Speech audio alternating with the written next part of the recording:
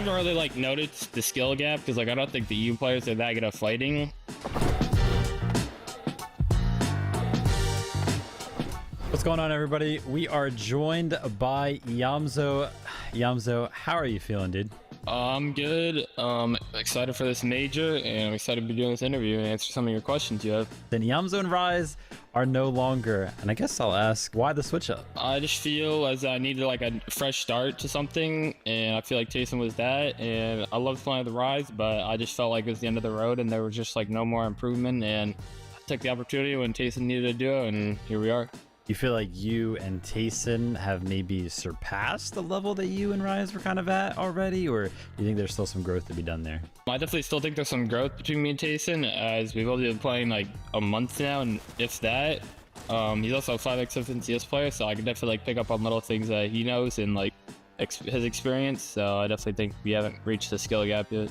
How are you feeling going into semifinals then, right? Like, where do you guys think you're gonna qual through? Do you think you're gonna get like a victory royale? Do you think you're gonna wait till like day 3 to play that consistent play style? I mean, last season me and Rise won a game, and that was our first like game win like since this format introduced. So if we don't win a game, we're guaranteed gonna qual, but it's always nice to win and get that smooth sail. You feel like you've kind of like noticed a difference in the lobbies over here on NA since we've been joined by some EU competitors, or does it kind of like feel the same? I haven't really like noticed the skill gap or like the difference because like I don't think the EU players are that good at fighting, but I wouldn't say I wouldn't really notice anything since they've been here. How confident are you and Tayson in qualifying for globals then? I'm pretty confident qualifying for the globals. Obviously, like I always strive for that top 3, if not like the win, if not top 3, but I'm pretty sure we'll qualify to globals no matter what. And if you guys do qualify to globals, what's the confidence level feeling like there? Honestly, just taking like grand by grand, I kind of don't look too far in the future because like I'm playing with a new duo now, so like anything can happen, but you just got to go season by season and see what's available next season for drop spots or like meta wise and see how we're doing as a duo. Do you feel like having like a coach has kind of helped you, adapt to having a new duo, right? Do you feel like BloodX has kind of helped make that transition a little bit easier? I feel like it's always good to have a third person's perspective because like just between you and you're doing like back and forth, who's right, who's wrong, and you always have a third perspective or getting someone else's perspective. But I definitely think he's helped making the process faster as us being a new duo. Towards the end game, right? You guys gonna be looking towards high ground, low ground, mid ground? Playstyle wise, whatever comes to us, we'll go for it, man. Jason would probably prefer like mid ground to low ground, but I can basically play anything. So, and we like listening to each other. So I think whatever we see an opportunity, we're just gonna take it. During Major 3, right? A lot of switch ups kind of happening throughout this chapter. Are there any duos you kind of got your eye on that you feel like you guys got to be worried about? Not too scared about like teams around me. I'm more scared of, like the circles because like you can get from A to B so quick. So like someone could just hop on you at any moment. But I'm more scared, like, since I'm running a split drop, that, like, the worst teams could potentially just land on, like, half my split and just take the loot and play with that. Thank you, Yamzo, for answering some of those questions. And, let everybody know where they can find you on socials. Yamzo on pretty much anything. You'll probably find me, but on Twitter, Yamzo1, and I stream on Twitch, Yamzo, almost every day. Cool. Thanks again, Yamzo. Good luck in Major number 3 finals, and hopefully you call it globals. Thank you. Thank you.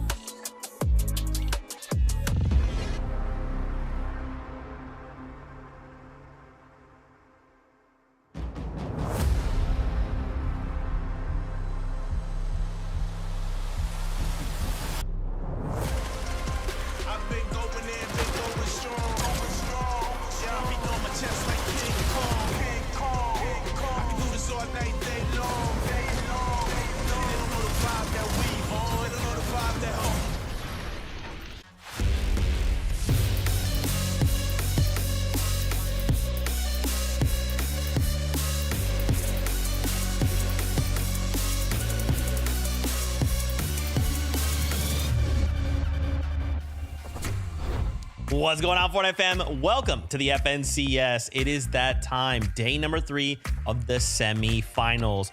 One of the last opportunities to make it into next week's grand finals. And of course, fight for one of 10 spots going to the global championships in September. My name is Zeke, and today we'll be watching 3 games of the upper bracket where the top 25 will automatically move to next week's grand finals. But then those bottom 25 will move down to the lower bracket and look to compete with 25 players already there. 25 duos that are just going to be doing wild stuff. And then only the top 15 from there will move on to the grand finals. It's going to be a crazy day of Fortnite action. Let's bring in our analysts. It's Kelly. It's Vivid. My friends, 3 games in the upper bracket, 3 games in the lower bracket. And after today, we'll know which duos will be competing for 10 spots, the global championships, next week's grand finals. Where are them hype levels at? Oh, the hype levels are all the way up here. Yeah, only a couple opportunities left for all of our players to actually make it into the grand finals. I mean, a lot on the line alone in the grand finals, but I can't lie. The past 2 days of NA competition, competition all around the world has just been so fun that I cannot wait to jump in and see what our players are gonna pull out of their bags. I think you can say it, Vivid, that NA has especially been exciting and volatile this season. And not just because of the fact that we've had so many teams from so many different regions join us here.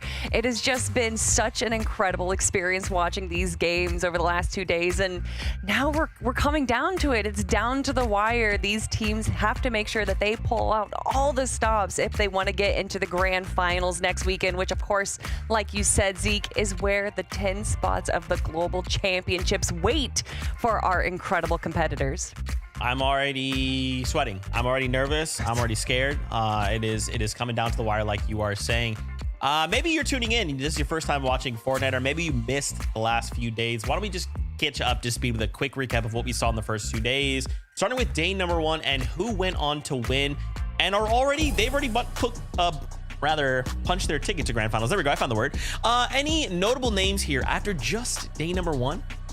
Yeah, Zeke, all of them, right? I mean, we had some big names go ahead and secure their spots in the grand finals already. Taking a look at upper bracket, day number 1, these are some of the teams that, came out swinging early and picked up a victory round. I mean, Duke, Sphinx, Peter Balpoyo, Booga, and Aviv. And honestly, I just wanted to take a look at all of the teams that won games in day number 1 of the upper bracket and day number 2 of the upper bracket, right? Try to find some sort of a pattern there, see if we could recognize something that kind of stood out as to, why some of these teams this season were doing so good. And as we take a look at day number 2 upper bracket, I mean, Batman, Booga, Rapid, Acorn, and Cold, and oh, there it is. There's the pattern.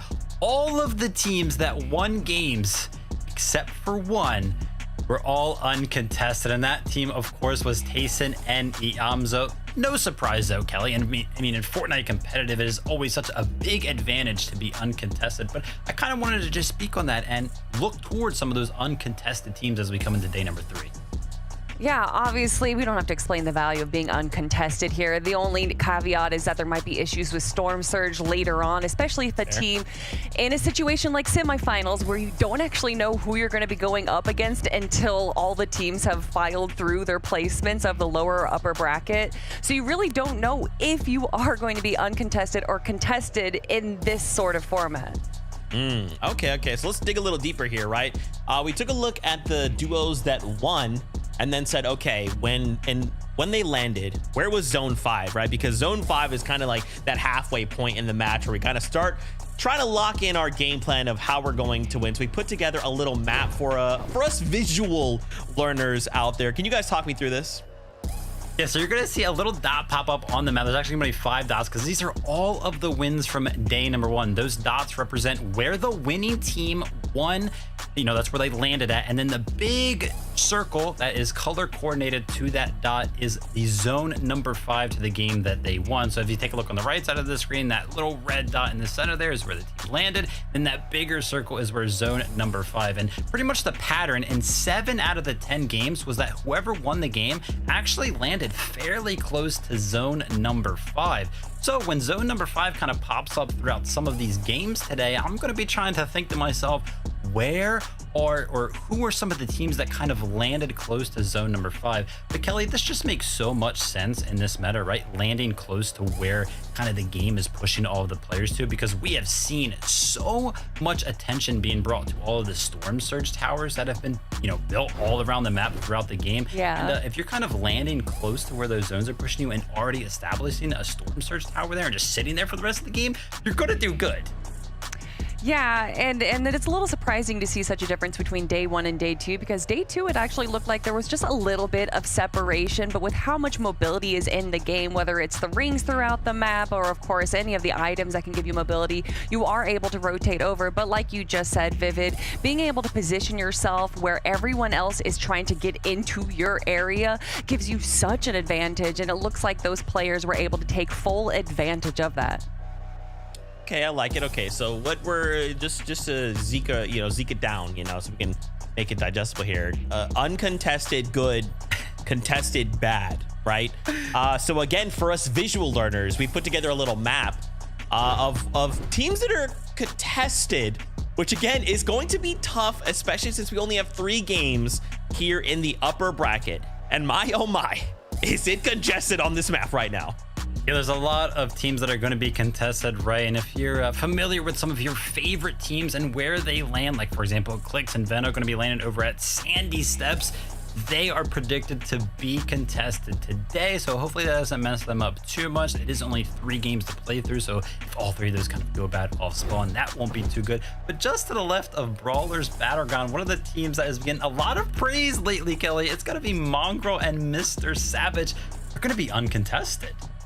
Yeah, and they were contested yesterday, and they still had a great performance, getting 8th place overall, and that is outside of the teams that grabbed their victory royale. So who knows if they were actually competing in a full lobby where they would be positioned after those games were done. But you already broke down the numbers for how valuable it is to be uncontested. With this new map, though, there is a lot of lower place teams that are in the lower bracket that are going to be going up and competing against certain teams like Clix and Vino that might actually give them a little bit of an advantage. Interesting. Okay. We'll talk more on this in a second. First, I want to introduce you to our casters and get their thoughts on the day. It's Monster D-Face and the Best Taco. Thank you, Zeke, and that's right. We have a lot to talk about, but I just do want to also touch on the fact that 10 teams looking to potentially fight here. That is going to be absolutely chaotic, Taco. Yeah, it is kind of ridiculous to think about, and I'm really excited also when you factor in that we're technically expanding the amount of slots that teams have to potentially qualify to Grands. I mean, you're looking at top 25 on today's leaderboard, but only 3 games to get the job done. So there is still a decent amount of pressure being applied because nobody wants to find themselves trying to duke it out in the uncertainties that a lower bracket can involve. Yeah, but hey, as the days have gone on, right, it's supposed to get easier, right? And I'm going to use air quotes here because anything can happen, and this throws such a monstrous roster in front of us here as far as the teams that are participating. There's a couple of ways to punch through, but in this particular, set of games we're focusing in on, it is going to be, of course, the strongest teams right now. So it's going to be exciting, Zeke. We're looking forward to the games here. Hey, we are as well. Reminder, top 25, and we're good, right? Grand finals, top 25 on the leaderboard in the upper brackets. Everything's cool. In the lower brackets, it's only the top 15. More on that when we get there, but for now, let's touch on another subject. It's high ground, right? We've if you've watched Fortnite, you're familiar with high ground. Usually high ground lends itself to kind of winning games, right? Or at least puts you in a very good position to do so. However, with the introduction of these Crash Pad Juniors, high ground is extremely vulnerable right now, Vivid. And we've got some numbers to back up that claim. Yeah, I mean, obviously with the crash pads being in the game, a bunch of teams are carrying them, which means that the plays are available to be made to just go straight up vertical and kind of make a strong claim for the higher ground. And that, of course, leads us to those numbers that you were mentioning. Let's take a look at upper bracket day number 2 and just take a look at how many teams throughout each one of the games actually went ahead and held higher ground. Now, obviously, you can see there's a lot of 5s on there, right? Which indicates that, yeah, high ground was changing quite a bit. But I can't lie, Kelly, game number 2 is screaming at me right now. How in the heck were there only 2 changes on the high ground in game number 2? What's crazy is even that 2 right there, there's a little bit of a caveat because I was at the start of Zone 9 and there was just one solo player that got lucky of where the zone pulled. And so in reality, it was just a single team that was able to hold and control height from Zone 9 all the way to the very end. And how lucky am I that it was none other than Re and Ritual that were able to hold height. Now, obviously, we know that high ground was a bit more prioritized over the last 2 days because victory royales are definitely easier to claim when you're able to hold high ground, but I still think high ground is obviously going to be very valuable in the competition here today. So let's review real quick what Re and Ritual did differently than the rest of the competition. Starting off, noticing while they're on second height that the high ground team gets chopped quickly. They make their rotation into being able to claim high ground, but Reed's smart. He looks at the back of zone, notices that Acorn and Cold are trying to steal height as well. Just by firing a few shots, he's able to stop their engagement. Ritual is attacked by clicks. Reek quickly responds, knocking him down, and then beams Tayson in the air in one of the most incredible shots that only Reek can do, Vivid. I mean, honestly, usually pretty critical myself of any of the teams that try to go for high ground pretty early in the game, because usually, just speaking off of straight experience of me watching throughout a lot of Fortnite games in competitive, usually most of those teams end up losing it around the 11th zone, but this was the outlier, right? Reet and Ritual found a way to hold the high ground for almost the entirety of the end game, and I gotta give a big shout out to the loadout specifically. I mean, the SMG, in a meta where a lot of our teams on the high ground are carrying the DMR, they're not able to apply pressure, but Reet and Ritual, because they were able to carry those SMGs into the end game, they were able to apply that pressure and hold the high ground. They also learned a lot from Game 1, which from Zone 9 to around Zone 11 was held by Acorn and Cold. But because they were just doing a single build across, they were able to be chopped 3 times in Game 1. Whereas for Re and Ritual, they built a kind of double wide tarp, which allowed them to not be chopped from high ground. And more importantly, they were aware of their surroundings, noticing that Zone was pulling over this plateau over here, quickly realizing that they only had wood build. So instead, they quickly build over to the front of zone, shooting out anyone that tried to go up the plateau. And I love this little moment right here where Batman Booga does a little emote. Typically in Fortnite, it's used in kind of a BM moment, but there, I think that was all respect from Batman Booga. He noticed that Re and Ritual had it in the bag. There was nothing that he could do. So before getting eliminated, he wanted to give them a little show. But honestly, Re and Ritual played that so well. Their loadout, how many materials they had, how they were able to punish anyone trying to steal height away from them, but still playing safe instead of ultra aggressive. It just shows how constantly Re and Ritual are able to kind of control the rest of the lobby when the right position is in their hands. Okay. I like the breakdown. Let me ask you guys a question here. So with only 3 games left, once again, the name of the game is going to be consistency today, right? So not only are these top 25 going to make it through, right? But then you got to think when the bottom 25 joins the top 25 in the lower bracket, now your game plan is changed, right? So how do we keep ourselves not only consistent, but keep our mentals just like, hey, let's just do it in these first 3. The lower bracket doesn't matter right now. We got to lock in. How do we do this? Well, I'm not gonna lie to you, Zeke, it's gonna be pretty tough, right? Because if you aren't one of those teams that get into the top 25 right now in these first 3 games, then it's like, okay, well, somehow I have to do better and the stakes are even closer, right? Because that lower bracket is only gonna feature 15 teams going into the grand final. So definitely will be a big mental reset needed for any of the teams that find themselves outside of the top 25 after the first 3 games. Yeah, and also the 25 teams from the lower bracket day 2, they're not oh, those are all the weaker teams that couldn't stay in the upper bracket. No, these are still some of the biggest names that North American Fortnite has to offer. We got Bucky and Okus, Kylie and Bert, Visuals and Braids, and so many more that unfortunately just either had a bad day 1 or didn't get enough series points, but these are top competitors in their own right. They're going to be making sure that they do not let the upper bracket have it without a doubt. Well, Fortnite fam, the table is set for us to dine on some delicious Fortnite action. So why don't we send it over to the casters to dine on course number 1.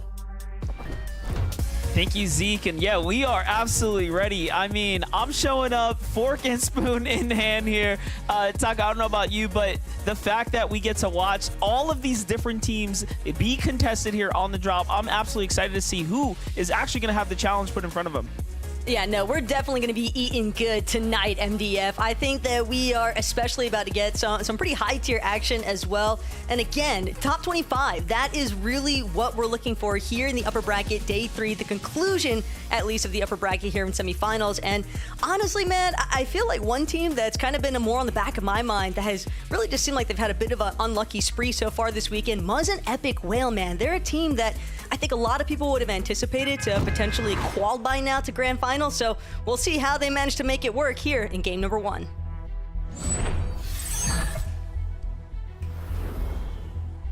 Here we have it. The upper bracket is kicking off right here, right now. If you're tuned in, welcome to the show. It is going to be an explosive day of Fortnite games. Taco, you hit on it perfectly. Muzz and Epic Whale are one of those teams that did, of course, have to come together for this first time, really, ever in a set lobby setting like this. A very difficult task is put in front of them to perform well. And a very difficult task is put in front of Clix and Vino here today as well, as now they find themselves contested. We saw how well they managed to play when they weren't having any stressors like this added to their situation, to their drop.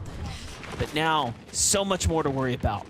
Yeah, and don't get me wrong, got a little ahead of myself. I mean, Muzz and Epic Whale, they had, like I said, the unlucky day during the first couple of days in the upper bracket, but we'll have to wait to check in with them later on because they are going to be in that lower bracket participation. But yeah, the upper bracket is not easy by any means. I mean, teams have been fluctuating all weekend in and out. Quanti and Yapko, especially here at Research Rock, this has been an ongoing battle, essentially. And knowing that they're up against Blaha and Mixon one more time, but only 3 games to make it work, MDF. And starting off with a pretty heated 50-50 from the get-go means that you have a lot less opportunity if it doesn't go your way. Yeah, and you know, one thing we have noticed about these duels is they're not hell-bent on finishing one another if they don't have to. However, if they press the advantage while they have it, they will complete the job, and this time they do just that. So Quanti and Japko will find themselves sent right back to the lobby. That's one of those 3 opportunities now gone. It's going to be very difficult for Mixon and, company to honestly come back from that one. But hold up, Cease and Jack here now in a bit of a fight as well. Cease and Jack were also struggling yesterday, not only really with the early game, it was more so that mid-game competition here, but for the Lavish Layer, for now, they'll clean up the threats here and move on. Yeah, I mean, for Staxaruni and Encrypted, knowing that you've got a pretty big battle ahead of you, and Lavish Layer is a slight pivot, but you can see how the first knock actually comes into play. Cease just getting a good clip onto Encrypted, and Stax, unfortunately, too far apart from his duo to provide the support coverage that he would have liked. Definitely unfortunate ending as far as Stax and Encrypted are concerned, but Cease and Jack, they're definitely still going to be wearing. What I mean by pivot is they were initially trying to drop a little bit more south from Lavish towards that estate station, but since that drop has been overtaken by Skittles and Chubbs, they're trying to see if Lavish will go better. Kingaling, though, dropped immediately at Brutal Beachhead. And these are some of the newer teams jumping in right now. DKV and Vale here jumping into the mix. Lower bracket teams that, of course, you had to perform well in order to even find a position here for the upper bracket set of games. What do we have going on down low, though? We have another team off to the outskirts of the Brutal Beachhead here. So that put 3 duos at least here right now. One of which seems to be on the move north, so it's going to be time to go here. But a triple contest at Brutal Beachhead, and you have to remember, because they already had 2 Eloons, and there's 3 true. teams So, there yeah, right 14 now. has decided. 4 teams. Still, it's just kind of ridiculous to think about the ripple effects, essentially, that take place when you see teams that manage to qual through earlier on this weekend. Acorn and Cold, keep in mind, they were the ones initially in control yesterday of Brutal Beachhead, but since they're no longer a part of the process, that's why all these other teams then try to move into that area, try to see if they can replicate that same success. Clix and Veno, though, definitely one of our top contenders here today. they've been relatively consistent all weekend as well for staying towards the higher end of that leaderboard. They just need to do the same thing here today. And it starts off hot at the Sandy Steps. Clicks definitely a little bit lower than you would like to be, so that's going to be a temporary disengage for Veno and Clicks. Just create a little bit more space. Dax, Roxanne. It seems as if everybody's got their eyes set on that forecast tower nearby. Now we get to jump in with Reciprocal, G-Monster up against Olaf. Reciprocal and G-Monster, very, very good duo. We've been covering them for quite some time now. No strangers to getting into these super set lobbies where the competition starts to raise. Let's see what Olaf and Lacrosse can do here. Yesterday, Olaf did have a couple moments on broadcast where he found himself a set of eliminations. Can he start this one off strong here today? G-Monster not trying to allow them to get comfortable. Every time they put fire down and extra pressure from up above like that, remember, it is digging straight into the little bit of resource count, which is already kind of scarce here at the Underworld if you think about it. You can see Olaf only has 3 builds, make that 0 now. This is tough, though. Olaf's got to make every single edit count from these previous walls. He'd initially empty them 4, but G-Money is going to get the initial, almost breaking Olaf's shield entirely. It's going to be Larko's now, nearly taken out entirely. And that's going to be the go sign here for Reciprocal, just putting so much pressure wall to wall next to G-Monster, and that's enough to get the job done. Just 2 quick eliminations, and that's the sort of quickness that you need to see, because the faster you have that time to elimination, the easier it is to prevent yourself from getting third-partied. Definitely got to wrap your battles up as soon as possible. We all know that. First look at Victor V and Paper here. Victor and Paper were putting on quite the performance yesterday. Easily found themselves inside the top 25. However, that Victor Royale, hard to come by. We saw even teams like we mentioned, Acorn and Cold, come so close multiple times back to back. But the victory, the elusive win. Same for NPen and Pump, right? NPen and Pump were very much in the end games, very much in all of our conversations as the games developed yesterday. Honestly, toppling some of the top tiers. I was going to say, like Cooper and Kanata in the first game, and this is looking like deja vu for that situation right here. And they land so close to one another. Their strategies almost involve colliding with one another at this point. Yeah, but at the same time, NPen and Pump, it took all the way up until the last game yesterday for them to really crank things up to the notch that they needed them to be to maintain that position inside of the upper bracket. Raze all the while, again, drawing the attention back towards these forecast towers, and Curly, Raze, finding that successful elimination now means that they just have 1 solo left to contend with, and it's Hades trying to do what he can to just completely bail. Not sure if he had a chance to grab that reboot card, but the third party comes into play. Raze didn't have a wall holding towards his side and is punished for it immediately. So he's going to have to abandon trying to put more pressure onto Hades.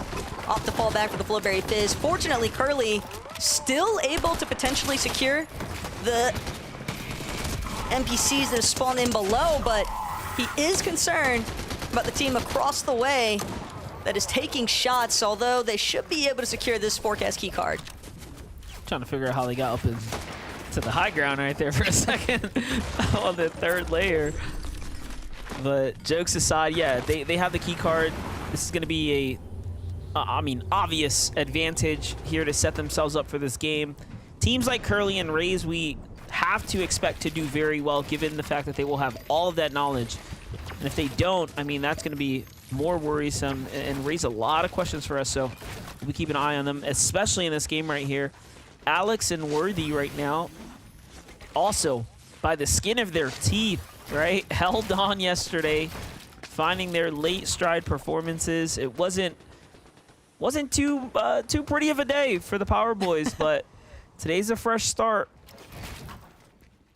Still have to commend them, though, for making that move in the first place from Oceania to compete in NA. it's definitely a pretty big risk to take, but I guess a much easier decision when you know that you still have your global position locked in place, considering that they have had some massive success in their original region of Oceania, but obviously they want to find themselves competing in Grand in a different region and showcase that, you know, the inter-regional play is definitely a valid performance strategy option here. And keep in mind, that's what all of these teams are essentially trying to find. Cooper getting the better end of NPen currently, though. We've seen these teams exchanging quite a few blow for blow, but it's going to go much more in Cooper's favor this time. Let's get the little update here from Pink and Miro. Another team we all have extremely high hopes for. What's the story here? Bunker secured, zone pulling more or less in their favor. The real question will just come down to, did they and do they have enough Storm Surge?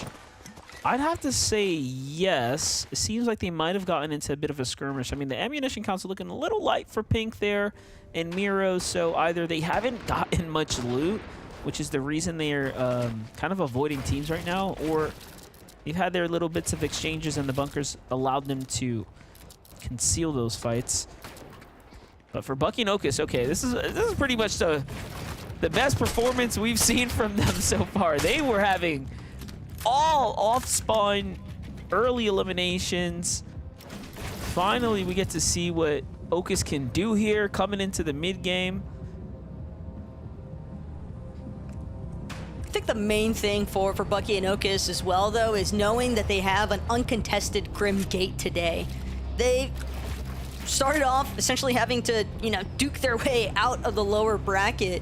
And again, it's not an easy means by any measure, because you just have to factor in there's so many things you can't control when it comes to that lower bracket situation. And even when you make it into the upper bracket, there's no guarantee that you're going to find yourself at a uncontested POI like they've managed to do so here today. Tony, Noisy, Cam, a Minish, though, all out scramble as the Surge base just seemingly collapses, drawing a little bit more attention than what they had bargained for. And it seems as though Tony and Noisy, they're willing to invest a little bit more time inside of the Storm. They want to let Cam and a Minish go ahead and move forward without them, because again, it could put a little bit of a halt once they approach the next edge of zone, but they are definitely making sure to keep tabs on some of the Surge bases surrounding them. You can see Tony looking up already, but it's all about that flaming boost hoop. They're probably hoping to catch a late rotating duo and get some nice Surge tags onto them when they opt to try and take that flaming boost hoop for the mobility.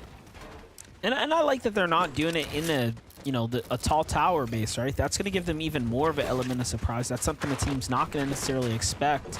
However, you are absolutely right. Every base, even in the Storm, is a potential dangerous one, given the fact that there are so many cactus here. Of course, teams have tended and kind of trended towards staying in the Storm really late this season because they have the ability to do so. So, you know, season to season, dynamics change. Game and meta, of course, changes, and so do the player behaviors. And talked about that. What is this? It wasn't until about Game 4 yesterday, I feel like we finally seen some life at the Rift Island, but here, completely different. And we have to really talk about this. The goal of the day today, yeah, sure, might still be to, of course, play for the win, but yesterday, I feel like it was much more reckless, and we probably will see a lot more reckless plays yesterday than we will today, where folks are very, I would say, likely to want to just play for placements and go the distance, right? Like, why risk it when you only have a couple of rounds? Yeah, that's the main difference maker, is that you only have those 3 matches to work with. And essentially, Victory Royales, they don't auto-qualify you to Grands like they have been for the past couple of days, but winning in a 3-game format, it does basically ensure that you are probably going to make it in that top 25. Yeah. You get high ground, you pop off, you are basically in. Like, let's be honest, you should be able to have enough by the end of it. Ooh, nice little angle there from Visuals.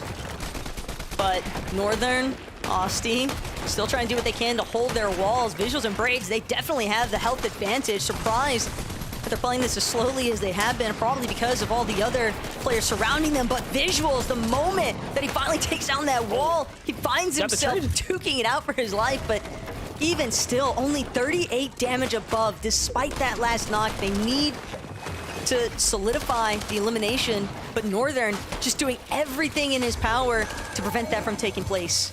And someone else is in here. Northern and Team Austin, and all of a sudden now Braid says, hey, wait a second, we have the advantage here, and jumps down and catches the eliminations there. And just like that, they are right back in the game. Everyone here on the Rift Island, by the way, is hearing this go down, but they have their own problems. Roxanne here has Day and Sprite right above them, but Day and Sprite seems like they want nothing to do with this here. They double back down into their lower layer here and likely feel good about their Storm Surge situation, so they're gonna have to play, of course, to position themselves up effectively here in the moments to come. And talk about teams positioning up. We just got a little glimpse of Raze and Curly, whom we know have the data. They know where the zones are going.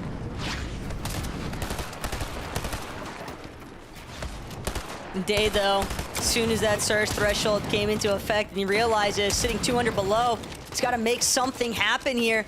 Good tag onto Dynamic, but still not enough to get him over the line just yet. Needs to connect at least one more shot, or Sprite on the other end of this box fight. But Dynamic, King, they want to make sure that they hold off for as long as possible, because if they can pressure Sprite and Day to the point where they're starting to actually take those Storm Surge ticks, they might have a very opportunistic moment to just clean up crew after the fact. And also Sprite, Day, they have to keep in mind every team currently taking these rifts. It's a big part of the reason why teams choose to surround the bottom of this Rift Island for as long as they do. And Sprite catching glimpses of a handful of teams still sitting on top of the Rift Island, seeing if he can look back up, maybe get some extra shots in. But that 79 below has now jumped to 160. Visual is gonna land directly on top of Sprite.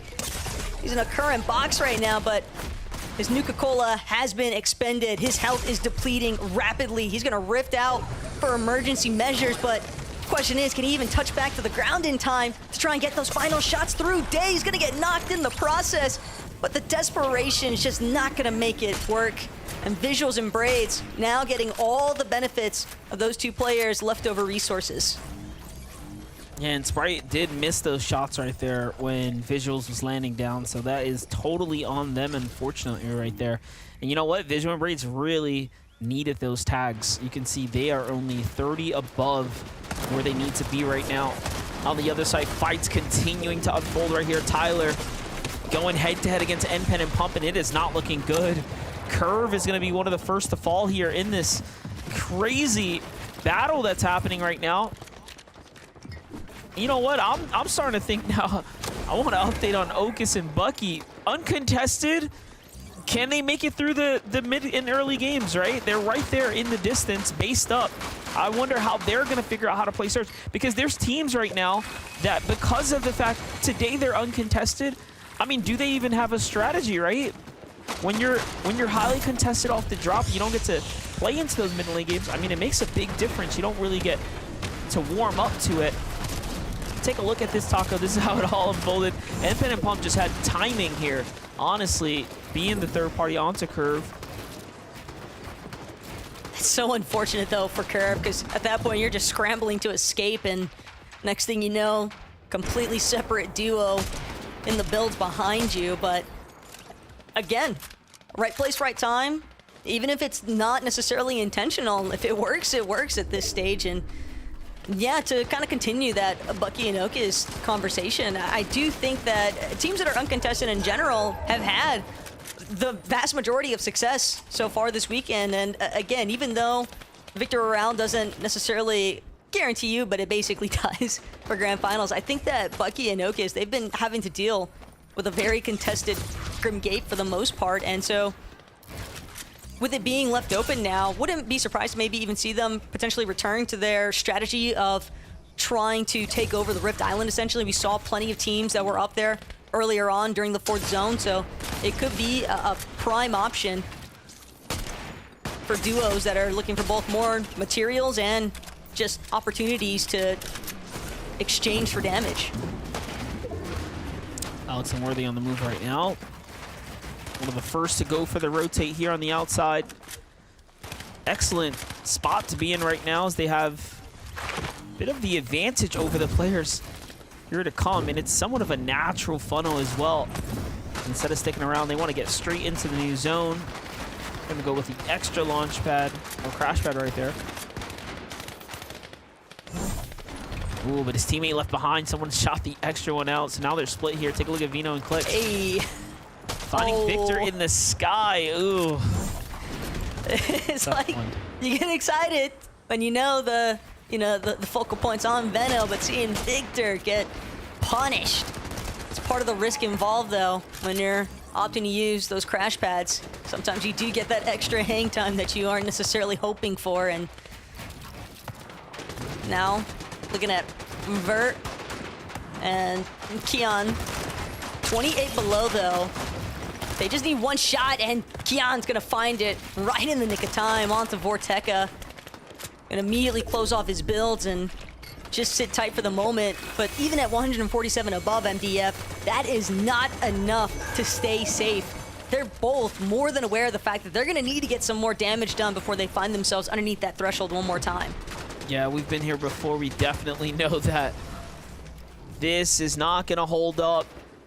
And this is something, you know, that the pro players understand as well. So, yeah, put yourself in their shoes. Pressure starts to build. Performances start to be affected. Mongrel, Mr. Savage, being uncontested have given them probably a lot more room to breathe here for today, and I feel like is basically locking it in the bag, but again, they have to put up the performances. So far, they're doing just that. They're in the mid game here, but Mr. Savage is pretty hurt, so a couple things are going to have to line up for them if they want to see the top 10 at least. Big names I'm seeing alive right now. Clicks still in the game. Curly still in the game. Team Baka in the game. Kanata here, positioned up. Crashback comes out. They don't have to jump down into that low ravine here. They get straight into a solid position. And honestly, above the congested areas down low, this is even smarter to stay elevated right now. We have seen a lot of teams find a good amount of success kind of spending more time in that mid-ground to secondary height tier, because keep in mind, the high ground, it can become so incredibly risky and problematic because of these crash pads. You never know when a team is going to try to overthrow your position on height. And yeah, Bucky, Ocus, they've got it for the time being, but what they don't have is the damage that they need. 76 below the damage threshold, and the problem, Ocus doesn't have a heavy fire rate weapon. All he's got is this Enforcer AR, so every shot counts. His ammunition count as well, running incredibly low. It might only be a matter of time before this duo is forced to drop to the low ground, but that's not before they get eliminated outright. Pars with the shots overhead. He was just rotating off of the crash pad, and then Pars and Baka just completely play spoiler to everything that Bucky and Ocus had going on. Can we just talk about how one person took both of their healths below 25 with a rotation play? That is just, I don't know what else to say. I'll let the chat decide. We move on. Miro and Pink have a game to play right now. We're in the end game now officially, folks. Top 20, 18th here, 15th and top 10 just around the corner. And look at how many names you are looking at in the distance here. There are a lot of teams in the mid ground right now. Not many on the low ground, which is crazy to see how many players are actually trying to go for the win. This is different than my expectations. I'll tell you that right now. I expected more players to be playing ultimate low, trying to stretch it out. And instead, it seems like we got players trying to see if there's a chance, a glimmer of hope for height. Right now, Clicks, he just wants a glimmer of hope to survive and get these placements online, because Veno, already having been eliminated, it's going to leave Clicks to fend for himself. We've seen him in these solo opportunities in the past, even dealing with Baka and Pars single-handedly yesterday, but now there's more to focus on than just those two alone. He's done a nice job, though, at trying to find an isolated position, just staying wary, head on a swivel, looking every which way, clicks. The moment that he is forced to try and drop another layer down, Nuka-Cola gonna be the next thing to go, but 3 medkits. He could potentially just look for all that placement play right here, MDF, with the heal up, but Curly and Raze, height completely under their control, and keep in mind, that's one of our forecast tower teams. That's right. We may have called it a little early to keep focus on them because they're doing what we wanted to see a team with the forecast tower do, and that is perform very, very well. You don't have an excuse. You have all the information in the world to do it. For Power, Alex, and Worthy, they still have a lot of gas in the tank here. Matt's looking decent, and you know what? I'm getting real 2019 Fortnite vibes right now. When second height looks like low ground, you know players are really getting into the mud here.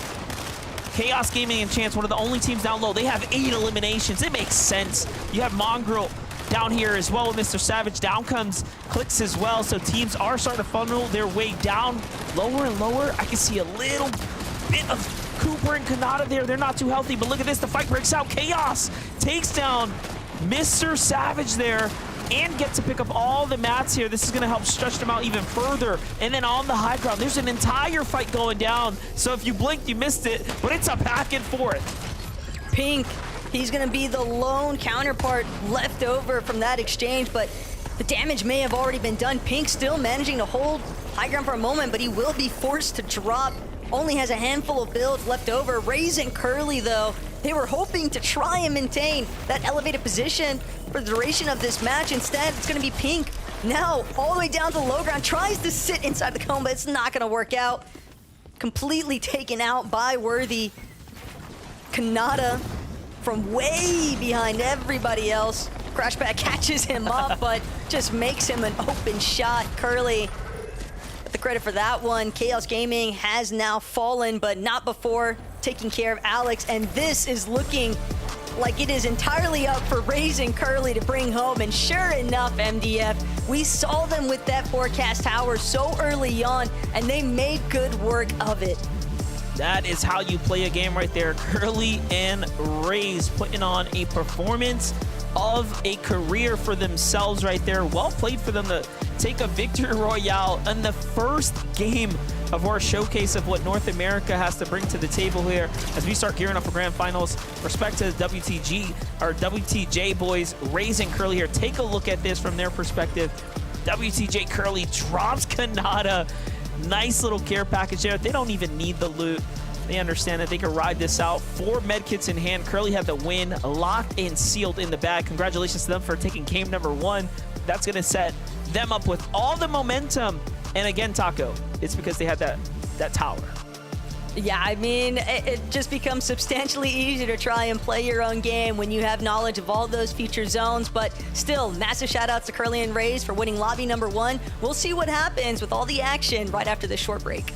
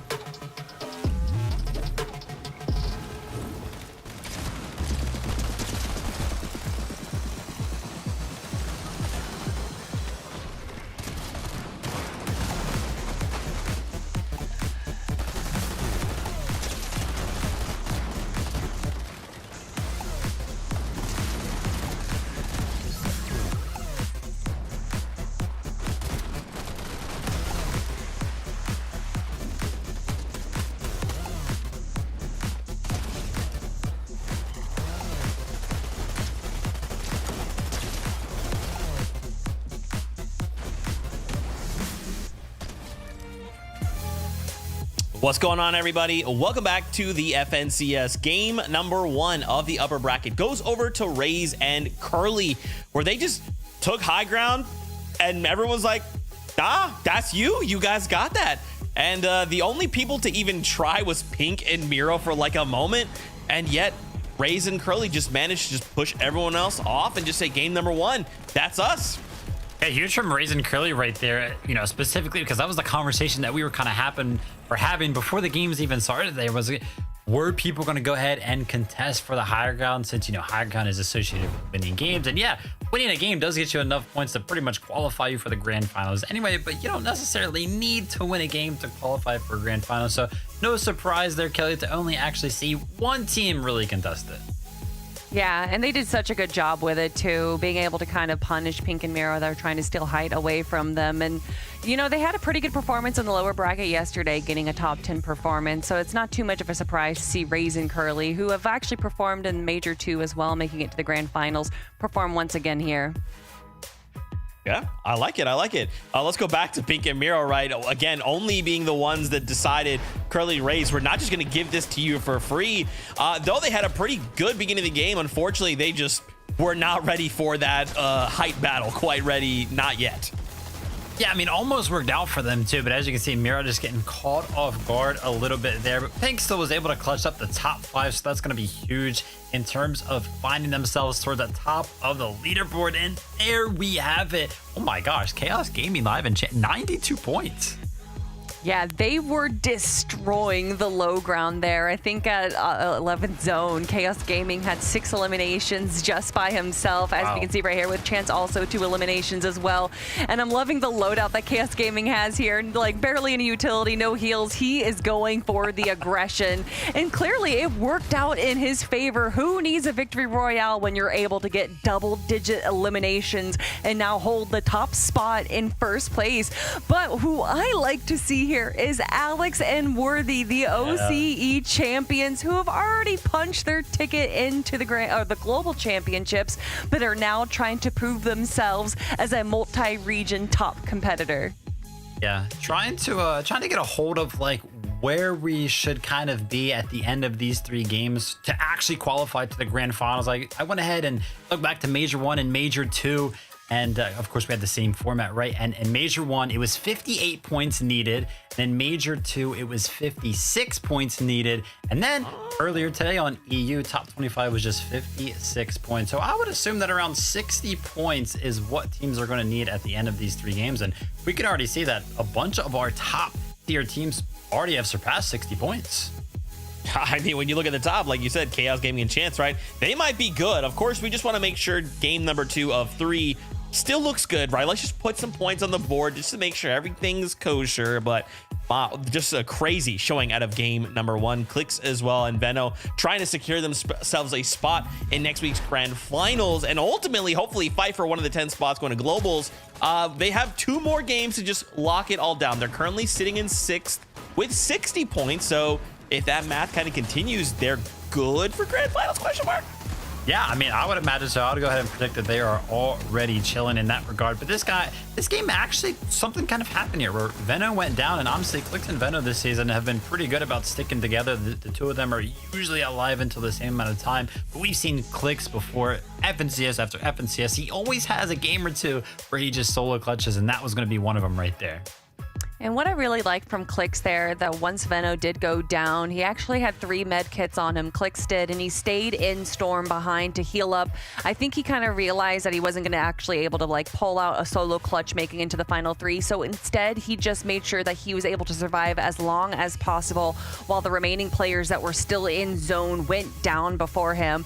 And when it comes down to it, when you know your back's up against the wall, you have to find a strategy that works best for the situation. I think Clicks did a really good job right there. But currently, looking at our 3rd page, of course, top 25 is what we're looking for to make it into the Grand Championships.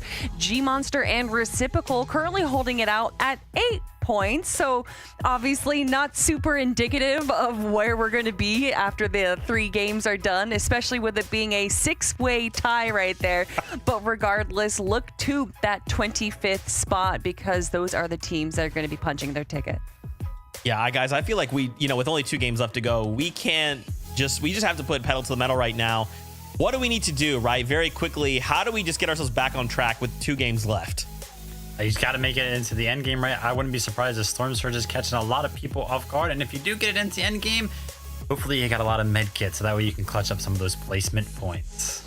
That's exactly what I was going to say. Hold on to your med kits to keep them going and just hope that zone pulls in your favor because there's just not much else you can do.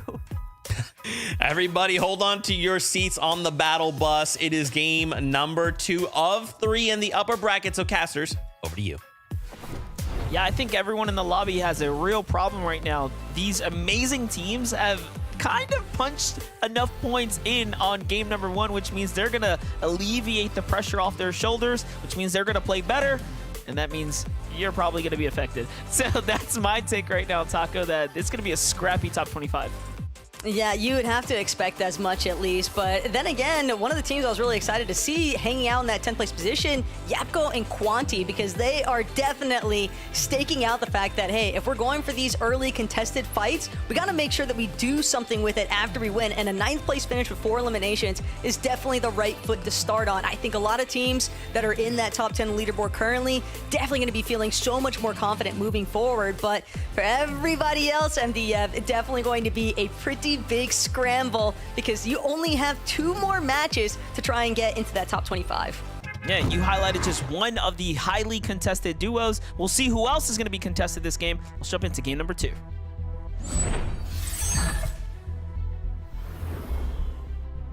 Okay, Taco, we have, again, Quanta and Yapko inside the top 10 now. One of the few teams that had a team land directly on top of them and turned it into a great performance. Clix and Vino, of course, being one of the other duos that was notable, that stood out inside that top 10. That is kind of an anomaly, right, for Quanti and Yapko in particular, because they haven't had too much success in the last couple days. So if there's a day that you're gonna do it, right, it might as well be right now, the most important stage of the qualifier. Or maybe that was Quanti's game plan all along.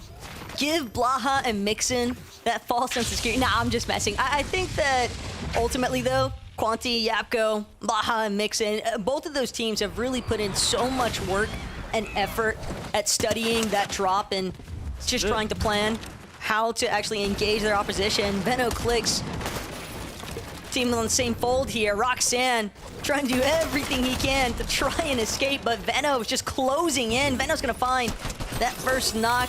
Clix came through with the backup just in case, but at that point, probably not even necessary.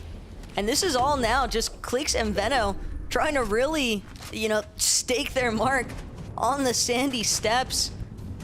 Roxanne's duo likely still lurking around somewhere. Didn't actually catch wind of where Dax was at, or Clix had managed to eliminate him. So, had to hold that thought for them. That's exactly how I felt. A team like Clix and Veno, who have this 60 points now, right? They're kind of in that safe zone.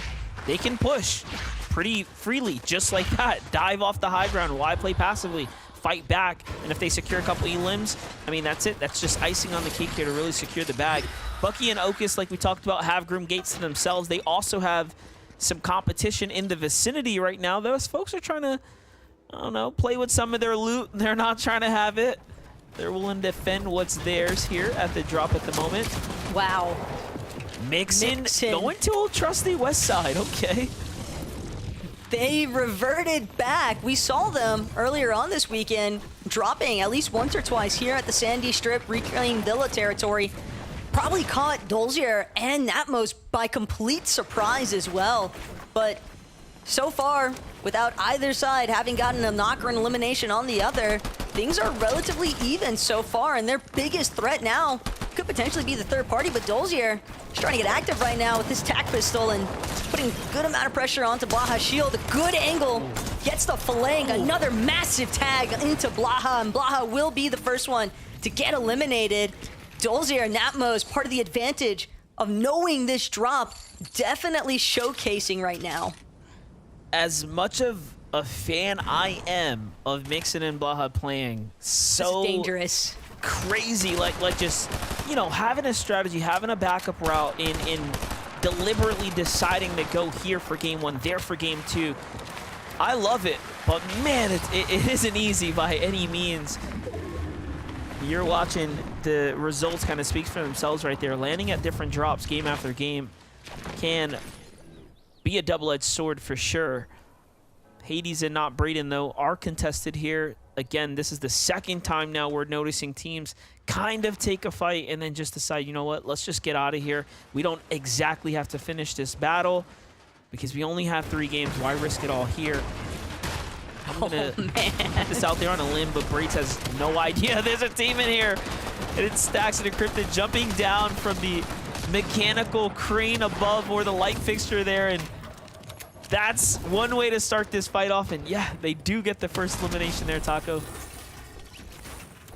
Absolutely nasty work taking place. What I believe is Piney Pumps, but Staxaruni Encrypted, I wonder how long they were actually sat in that position. The whole game. And they may have been, because for Visuals and Braids, for neither of them to have spotted out Encrypted or Staxaruni initially setting up for that stealth play in the first place, then that was just some really good markers coming out from Stacks and Encrypted. And considering that they typically, like last match, we just saw them contesting Jack and Cease, but we've seen this tactic in the past. As if it's almost as if Noxy and Crisp, they're like, hey, we know that we're having to deal with some bloated surge damage threshold number, so why not inflate it ourselves? Where's the player camera of Verse here? We need it. That is dastardly work onto Verse, man. It almost feels like a Mercy elimination now at this point. But Noxy and Crisp are definitely... They've got some nice damage step padding going on after that one. Hey, let's look at the bright side, you know? Plenty of time to get the reboot card, right? Because they were holding him alive still, so the timer doesn't start until he gets fully finished. Ooh, our first placed Game 1 winners. Chance and, or not Game 1 winners, but Chance and Chaos Gaming here. Broken apart a bit. Chaos is down, but 1 elimination here, so both sides got their fair share. And this is a whole fresh team here. Mordecai and Rigby jumping in right now. They've got a pretty big advantage right now, too. 2 versus 1 situation. All Chance wanted was the leftover loot from Chaos Gaming, but might not even be able to escape with the reboot car. Mordecai, Rigby, they're just charging this side by side. They know exactly what kind of pressure they can lay down in this situation, and fortunately for Chance, it seems as though he's going to manage to escape for the time being, but no, it could just be Mordecai Rigby splitting temporarily, back-to-back yet again, and Chance just isn't going to be able to hold out much longer. Just way too much pressure when you're dealing with an entirely fresh duo, and even if it had gone in his favor, Zypha and Shore right behind him, and they might be able to do the same to Rigby and Mordecai now. They're just pouncing upon this third-party opportunity. There's someone else still looking in. Sure, just keeping eyes on the case here, but now Zypha doesn't get anything more than what they open with, and they go ahead and back off. Who's this duo to the south right now, though? Creeping up ever so slowly. Now we have Pink and Miro right here. Bucky taking in shots from the Grim Gates direction.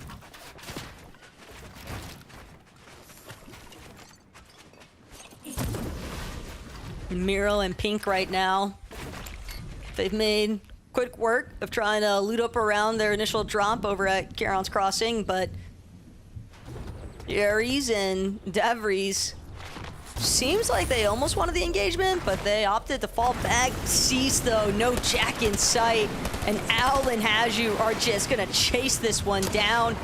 They don't even care how much time they have to expend. They want to make it quick, though, but Cease, he's doing everything in his power to try and delay this one, wants to make it look unappealing, and sure enough, Owl, Haju, actually opting to fall back for the time being. I mean, when you're this far north, though, MDF, you don't really want to waste too much time, because you know, with the zone pulling even further south, you're already going to be behind the curve as far as dealing with teams that are already situated in more ideal positioning, because the Slurp Cactuses are going to be a problem with those surge bases surrounding them. And not only that, but just making sure that you get above that damage threshold in the first place. Yeah, we're seeing Cease's HP just fly up, so I already knew that he was already kind of recovering. I think it's a good call to back off there if you're the duo, but Paco, Vorteca, big fight happening right now. Not looking good here at the Red Line Rig. There's another team third partying from the outskirts, and then of course just a very intense battle head-to-head here, and it's not looking good for Paco right now as the pressure's coming in. This is DKV, one of those duos coming straight out of the lower brackets from yesterday, here to make a showing for themselves, and they're doing just that. They're at a whopping 72 points right now, so really putting up the performances here, showing folks what they have to bring to the competition here. Meanwhile, you have WTJ Sid on top. Sid trying to see what he can find.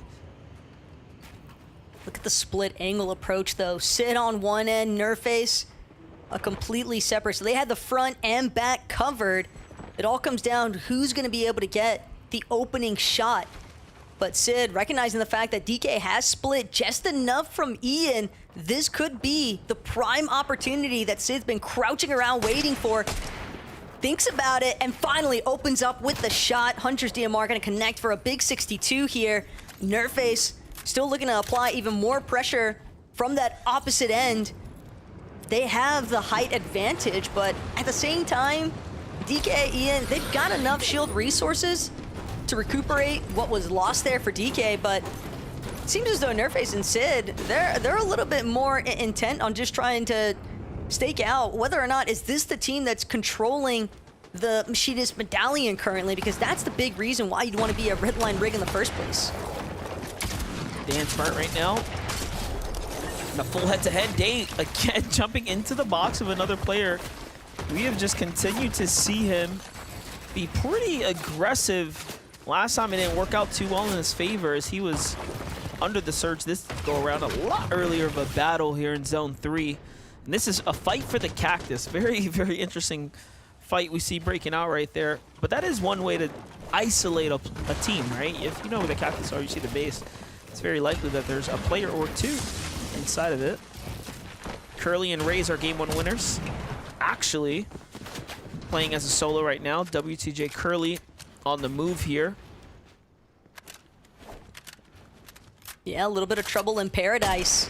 Reckless Railways maybe heating up faster than Curly and Raze had been anticipating, considering that they like to drop a little bit further north of Reckless, more towards the split between Cemetery and Forest Station. So the fact is, they've been completely halted. And Curly, keep in mind, so far this weekend in the upper bracket, 10 out of 11 games have been won by uncontested duos, Raze and Curly being one of them. And now, knowing that Curly is going to have to go on a recovery tour to bring Raze back into this match, the one safety net, or silver lining, I should say, that he's got going for him is the fact that they did win Game 1 MDF, so not exactly threatened as far as their position on that top 25 for the leaderboard, but still, it probably feels nice to garner that experience and really build confidence and momentum heading into next week for Grand Finals, because you have to remember that as far as Curly is concerned, his first ever FNCS Finals was last major, and they placed 35th, so he's really just, I think, looking for those metrics of improvement at this point. Hey, well, look, we're here to witness the journey for Curly and the boys here. Back-to-back FNCS Finals is nothing to overlook. This is the start of something great, but a lot of action unfolding here. Vino and Clicks on the move here, deciding, hey, let's not go towards Miro in pink. That might be a little bit problematic later on. They go for more of a different direction there, and they land directly into another fight. So both sides are in what seems to be a bit of a standoff. On the other side of the wall here, Soneto and DeQuented. Very familiar team here. Miro just sizing things up, trying to see if they're going to step to the wall. But of course, there's no reason for Soneto to do it just yet. Instead, Pink and Miro want to push this fight here, going for the extra tags. Those whites right there is going to tell them everything they need to know, and the fact that they maintain control of the Cactus here. They'll likely be looking to full key this here shortly. They're checking their flank right now. Meanwhile, Vino and Clix in a very, very contentious battle, and Vino falls again. This time, way earlier than before, not successfully making it to the end game. But Clix, he could come up massive here. Sigma is so incredibly low. Wow. But just as he takes the wall, unfortunately, the backup from Flow is too much of a problem. So Sigma, Flow, they hold strong. They've now got 2 eliminations and an ample amount of surge above that damage threshold, 951 to be exact.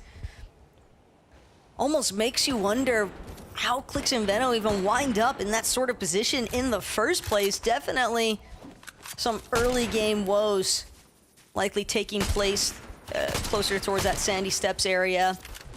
But we'll just have to see how they perform in game 3. Try and make up and recover from it. Keep in mind their game 1 was relatively solid, so I think that they should still be in a relatively strong spot for that top 25. But Yapko, Quanti, game 1, they made it count for making it off spawn early on. This time, we know they didn't have to deal with Blaha and Mixon at least, since they opted to drop on the opposite end of that southern side of the map. And now for Yapko to not have Quanti with them, it is going to put a lot more pressure on his shoulders as Reciprocal and G-Monster trying to deal with the likes of Bucky and Okus. And sure enough, they've got some additional helping hands off the rest of the lobby. Teams fighting inside of the Storm just draws the attention for all the players already situated inside, and Ozone Lawrence as well. Looked as though Bucky and Okus just got sandwiched between 2 separate teams. Yeah, Ozone and Lawrence looking pretty situated right now. I do like their odds, considering that they have the extra cola here for the Storm. Yep, seems like G-Money, Reciprocal, not really liking their situation. They go for the first early disengage. Someone was obviously rewarded those elimination credits as well, so the information is in. Meanwhile, it's a little update here for Paper and Victor. I'm still upset we didn't get to see the reaction of Victor getting drop kicked by Vino when he crash padded across in game 1, but here we have it.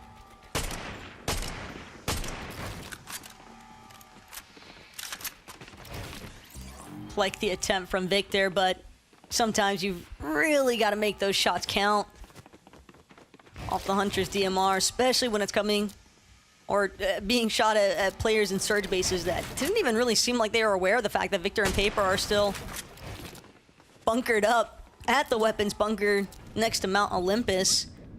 But depending on where this zone pulls, Victor and Paper, they could have a pretty big elevation advantage over the rest of the lobby here, MDF. So I'll have to check back in with them later, see just how far they end up moving from where they were last seen.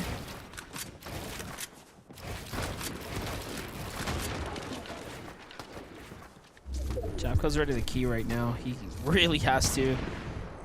There wasn't any opportunities as far as those bases opening up for, you know, line of sights for him to find tags, and he's trying to see if he could bait someone out, but the team over there is not taking the opportunity here.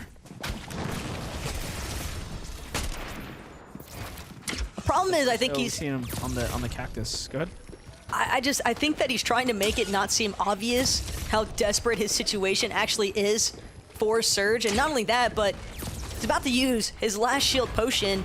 The moment that these surge damage ticks crack his shields, I feel like Alex and Worthy are close enough to where Yapko is currently located that they might get that audio cue of his shields being broken. And if they hear that, that's going to be their cue to go. But instead, they want to fixate entirely on just rotating early enough that they don't get caught. Any backside congestion towards the zone, even going to catch the Flaming Boost Tube with a little bit of Flowberry Fizz. Yapko right behind him, though, hot on their heels. Seems as though maybe he wagers, I might have a chance here to pick off somebody, anybody, but instead finds himself a victim. One more tick is all it's going to take, and sure enough, Yapko, Quanti, their run ends now in game 2. Definitely a good try, but in the end, they didn't really earn anything that game. They weren't contested. They didn't quite make the placements that they were looking for. So dudding out like that when you're not quite in that 60, 70 plus point threshold means that you're not safe by any means, not just yet at least. Not where you can kind of comfortably kick your feet up and relax into the next weekend for grand finals. So a lot of teams still have a lot of work to do here, like Diminished and Cam right now, who are not only below the surge, but desperately hurt for meds there. Olaf and crew trying to take advantage of what they just saw unfold was a team just land right in front of them, and they finish that duo off really quickly there. Dynamic and Evol looking pretty solid as well, as they've gotten themselves into this zone pretty early here. It's crazy that Cam and Diminished are the ones that get punished the most there, when Olaf lurking nearby. He's the solo in this circumstance, and yet nobody seems to spot him out. Dynamic and Evil could be in some trouble though, but checking in with what's taking place here, Mongrel, he's been making big things happen all weekend, and another nice knock just to solidify even more surge damage in their favor. Max mats though, this is a great spot to be in for Mongrel and Savage. And do keep in mind, there's only 3 games here in the upper bracket. We'll be covering lower bracket later. So here and now, consistency is very, very important, and we cannot emphasize that enough. It is about how many points you can earn in just these 3 games. One game can basically push you through, but it has to be one massive game. Otherwise, bad performances, now's not the time for it.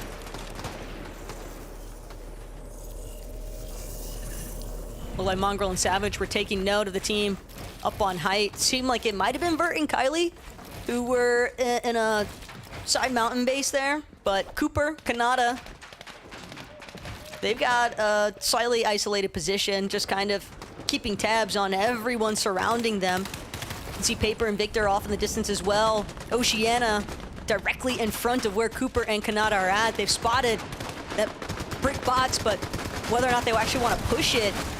And Victor and Paper, we saw they had such good positioning early on.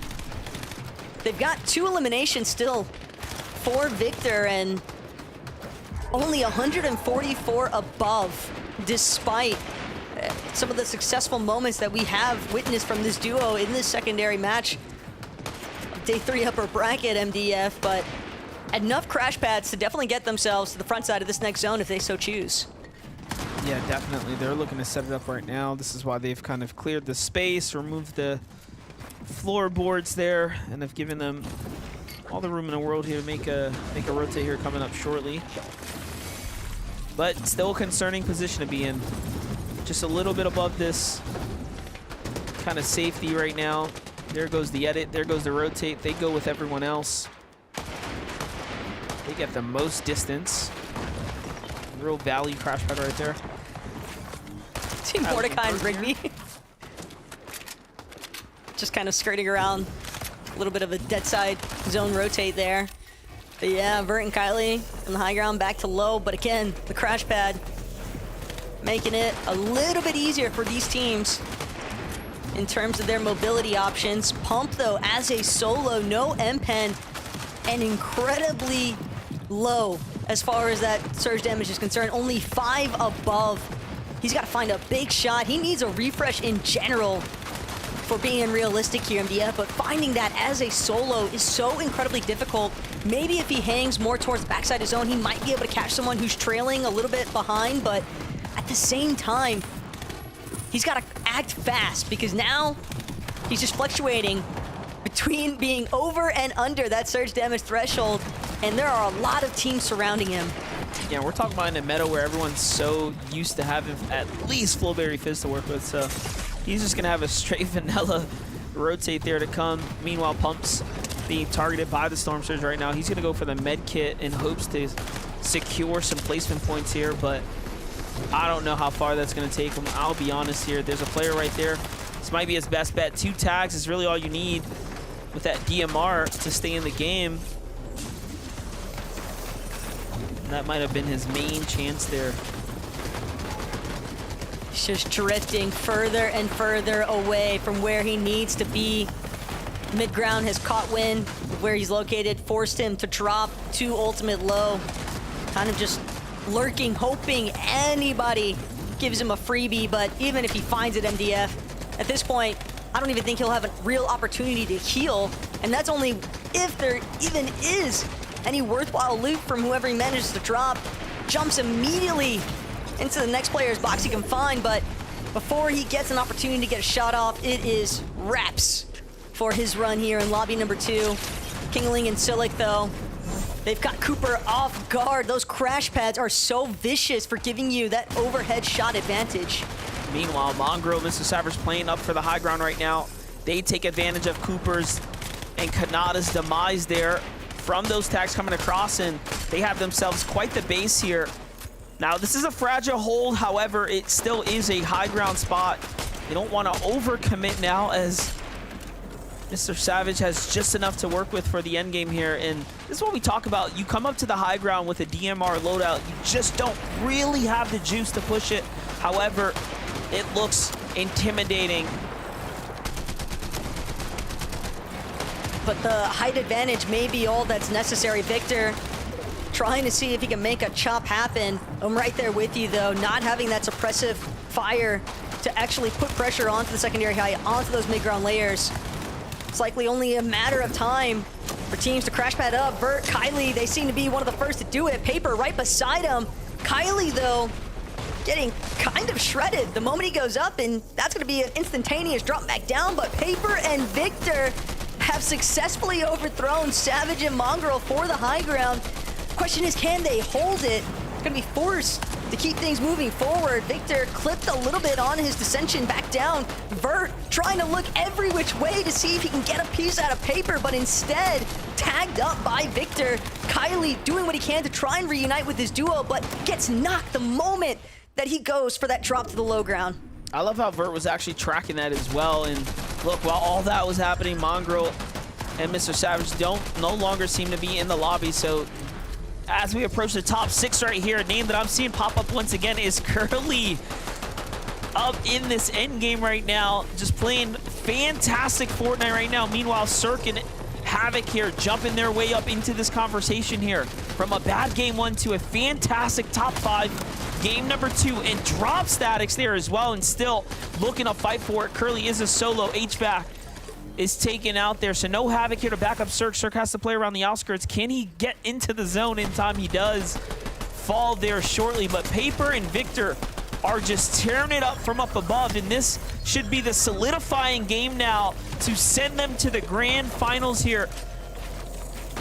This is looking all Paper and Victor's game to win. Seek the last solo, but there's nothing he can do when dealing with the likes of Paper and Victor.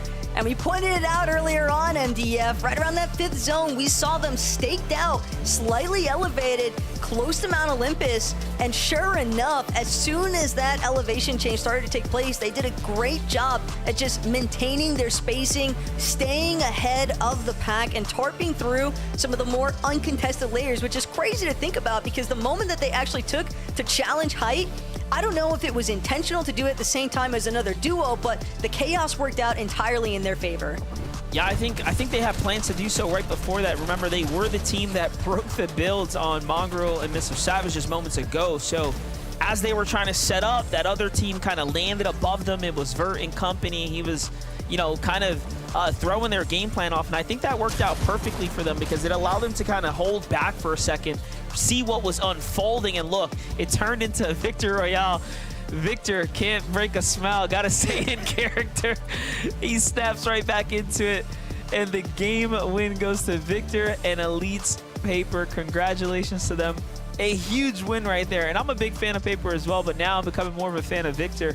Keep those cameras coming. We love seeing the reactions, so give us a moment. We're gonna simmer down for a second. When we come back, we'll have those standings.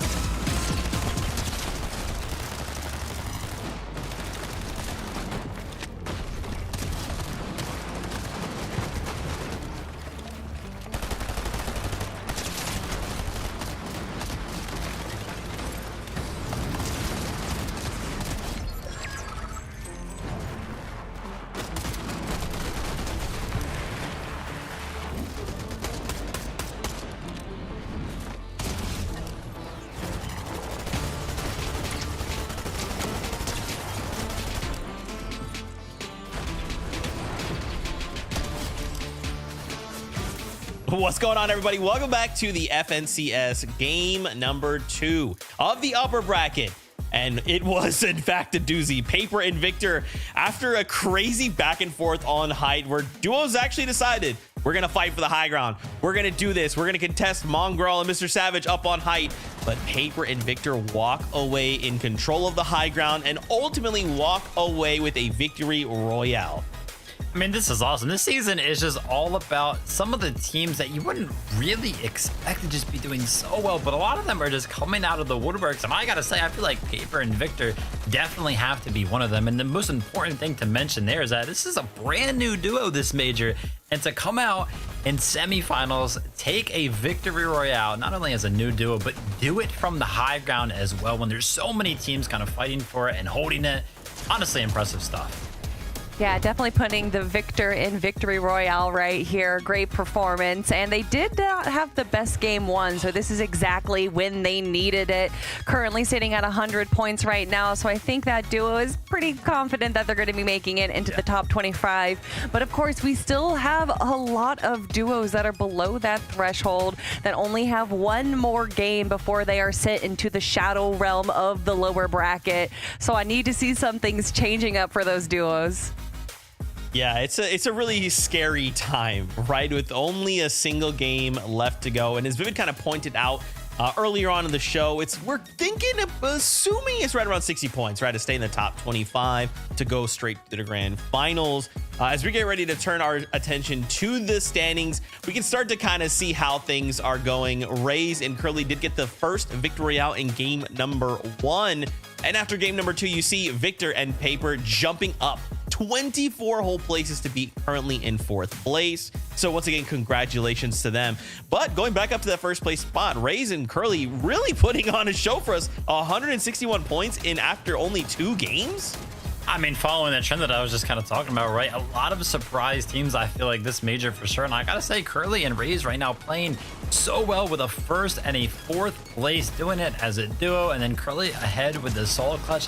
Those are the types of things that find consistency in an FNCS Grand Finals lobby. Now, of course, that lobby is going to be a little bit harder than this one, but still the characteristics being found.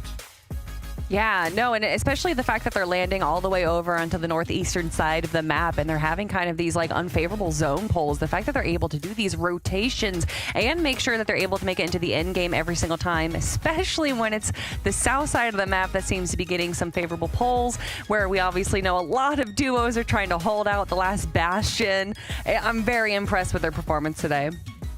You talk about being impressed. I was impressed by Seek there, making it to 2nd place as a solo rider, earning those very important placement points. And again, you don't necessarily need a Victory Royale to make it to grand finals, right? You just need to hit those consistent placement points and eliminations. And for the duos to kind of pull out these clutch performances, this has got to feel good for them.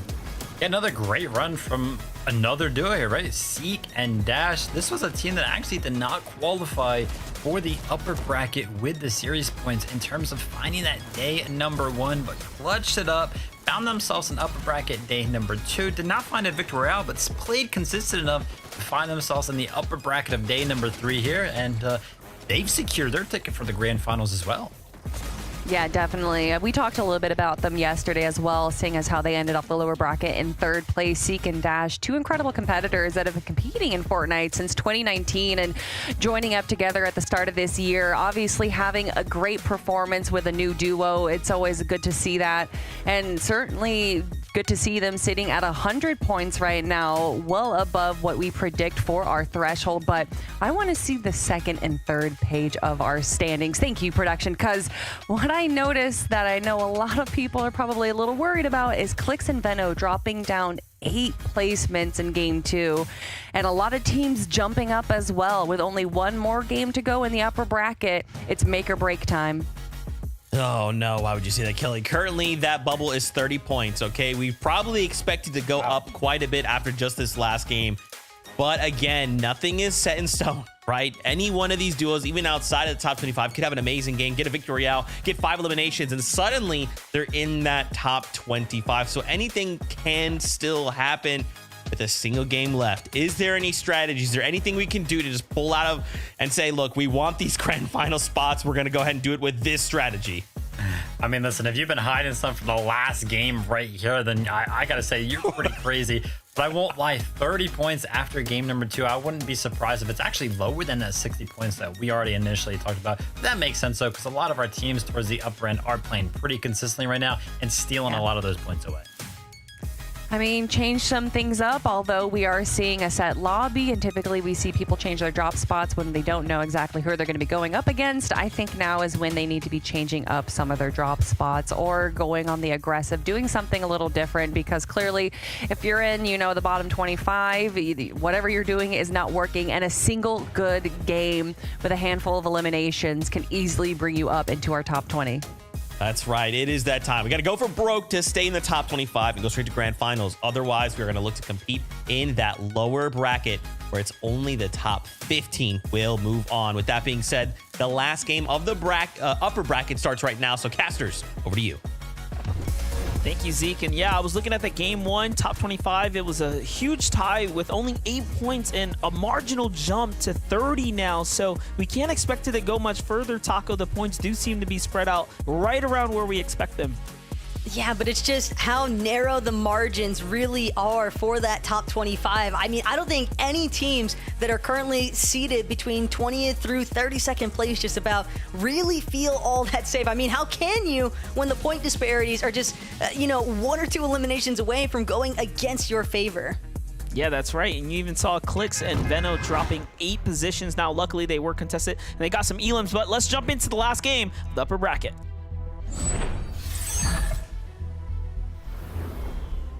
Here we have it, Taco. The final run for the upper bracket begins here and now, and then we'll see who will secure the lower games there shortly. But oh my, already we've seen a couple heavy hitters make it through, and then there's some other notables that are still struggling here just a bit. Cease and Jack being some of them, in pen, right, being a duo as well that we want to look out for, and it's not looking good for Cease right now. The foot starts off on the wrong side there, but both sides get a trade. So unfortunately for Jack, if he can't stop this pickup here.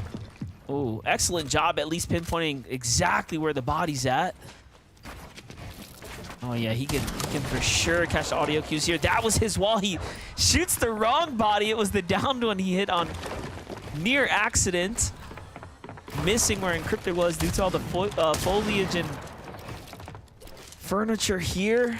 This is Jack's moment, though. He's got to close this one out, because keep in mind, Jack and Cease, they dropped about 8 spots. They are currently outside of that top 25 on their leaderboard. So if Jack goes down now, it is over for their upper bracket run. They're going to have to try and pull it off in the lower bracket for the top 15 instead. But Encrypted, he's had ample time now to go look for a little bit more loot, a little bit more resources. Seems as though he found some small shield potions or just a big shield potion along the way, because he's got that 50 shield to work with now, whereas he didn't before. But it might have just been a play for the reboot card outright. Encrypted even making sure to shoot out that crash pad that he used to rotate towards the reboot van. But look at this. More company has now joined the distance. Olaf and Larkos, they are charging the solo that they know is trying to make a play for this reboot van, and Jack might actually manage to escape this one with Cease's reboot card, because all of the focus, all of the pressure now being placed onto Encrypted, doing what he can to juke around inside of the bush, but he's had 0 time to gather that many mats, and Olaf, Larkos, credited with a singular elimination so far, just shut down Encrypted and Stax's upper bracket run here for game 3. All I can think about is, like, Jack was a decision away from Olaf saying, whoa, he's to our left? Yeah, drop him too. And he just held his guns for a moment there, and it ends up being a difference that at least he's still alive right now. Clicks and Veno still in this early game contested battle. Goes their way. These very crucial points here swing them over the 72-point threshold, so they're in. I saw some words out there, people saying, oh, this person's throwing this duo. No, they did it. Clicks and Veno will be in the grand finals. Looks like they have secured themselves enough points here so we can all settle down and lock in. Grand finals just got a little bit better. Yeah, but they're still trying to make it look as good as possible, all things considered.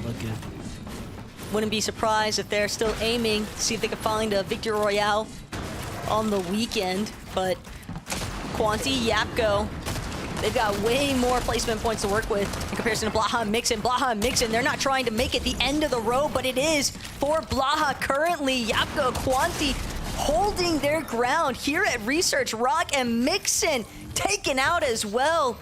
They moved all the way from Europe, went through the entire weekend just about dealing with semifinals, and they're left now hoping that they can make it work in the lower bracket, MDF. Otherwise, their hope for a grand finals here in NA is going to come to a close. Yeah, just tragic turn of events for them right now. They've been so exciting to watch play. We've seen absolute moments of greatness come out of them, but this weekend has been very, very difficult for them to perform to the expectations. Here we have Owl and Haju also trying to see what's been left behind here, which is it's probably a fair amount of loot, I have to assume, given the fact that Jack and Cease didn't really get to even finish their looting routes, and you know, Larkos and Olaf came in, so I like the ambush here, but I'm thinking Owl and Haju know something's up, so.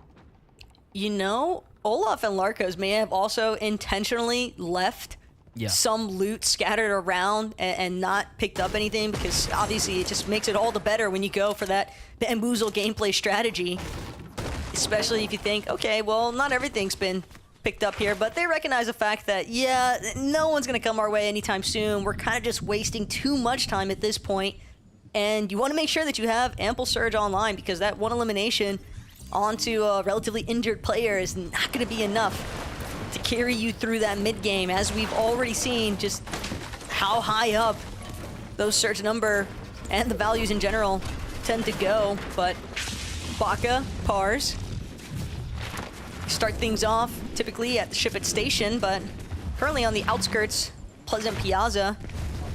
And I like this from Baka, going up towards the top of the hill now. Just gonna use some of the natural terrain coverage to sit tight and kind of look back, wait for opportunities to see if they can pick off some teams as they rotate out of the Pleasant Piazza.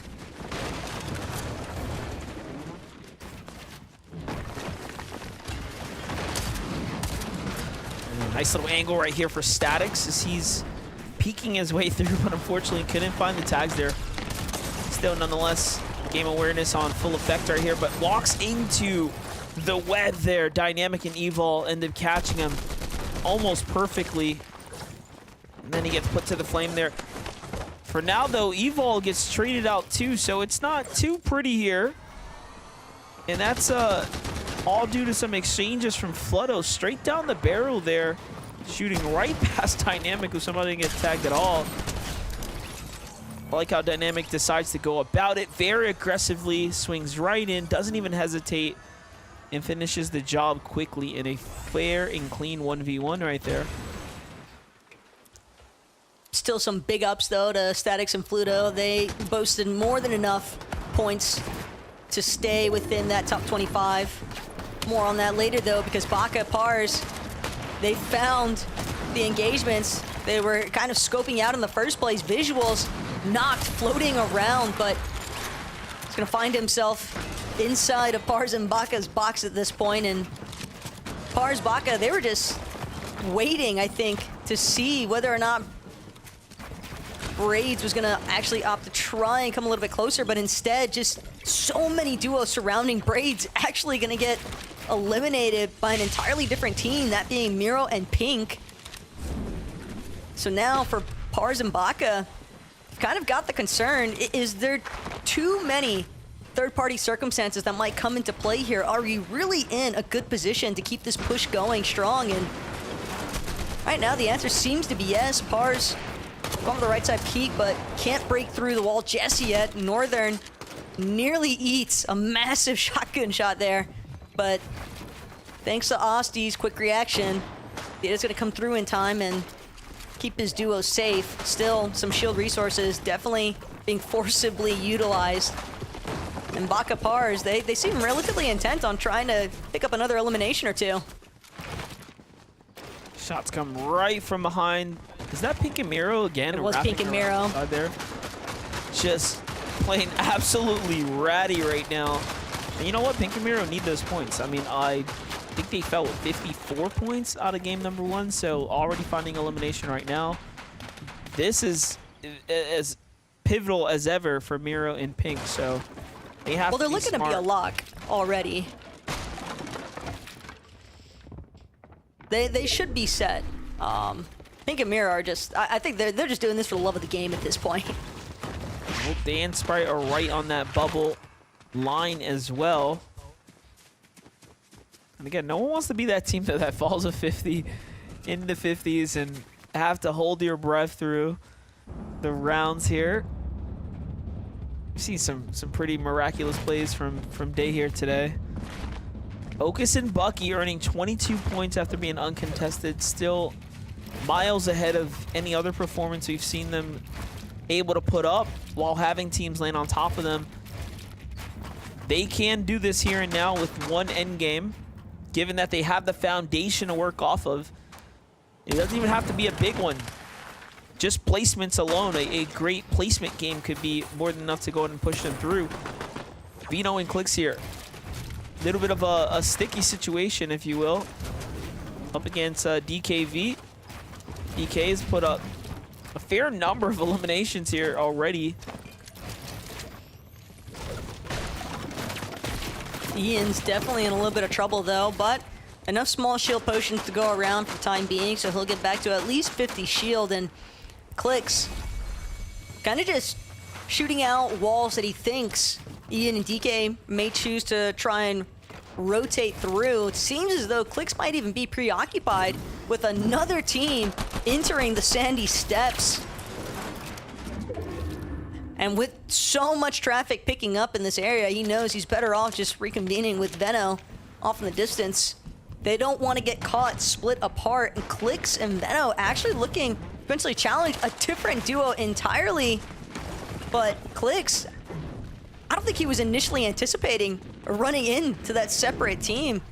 May have just caught him slightly off guard here, but some leftover goodies from where Clicks and Veno had started off with their initial loot path means that he will have an opportunity to try and farm out at least a couple more mats.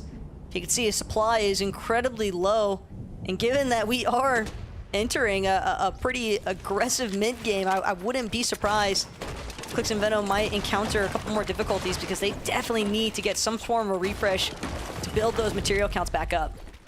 Yeah, it looks like a lot of things are starting to slow down everywhere here. As we're catching our updates, teams are looking to reposition themselves to more central locations and make up for all the material utilized in these early skirmishes. This is a very far western pool zone, so you're not going to find too many teams back here. However, getting on over to this side, there's going to be a lot going on here, and even more starting to rotate here shortly. This is the first time we've seen actually Noisy and Tony, and it's a highlight for them here as they come up on a couple of eliminations. That puts them at 3. And this is what you really have to be afraid of. Those teams that have absolutely nothing to lose and need everything to gain, right, in these games here when they're so far behind on points. And they're doing it just like that with 3 elims, but Northern and Austin trying to put up the same type of performance as well. Also at 3 elims, take down Baka and Pars with conviction right there. And he gets to get the save. That's a big moment right here for Northern and Austin, but it's gonna be short-lived as Hazard comes in, cancels the save there, finishes the elim as well. This is tough. This is looking more and more tragic for Northern as it unfolds. Hazard and Sandman just have such a massive advantage. They know how injured this player already is.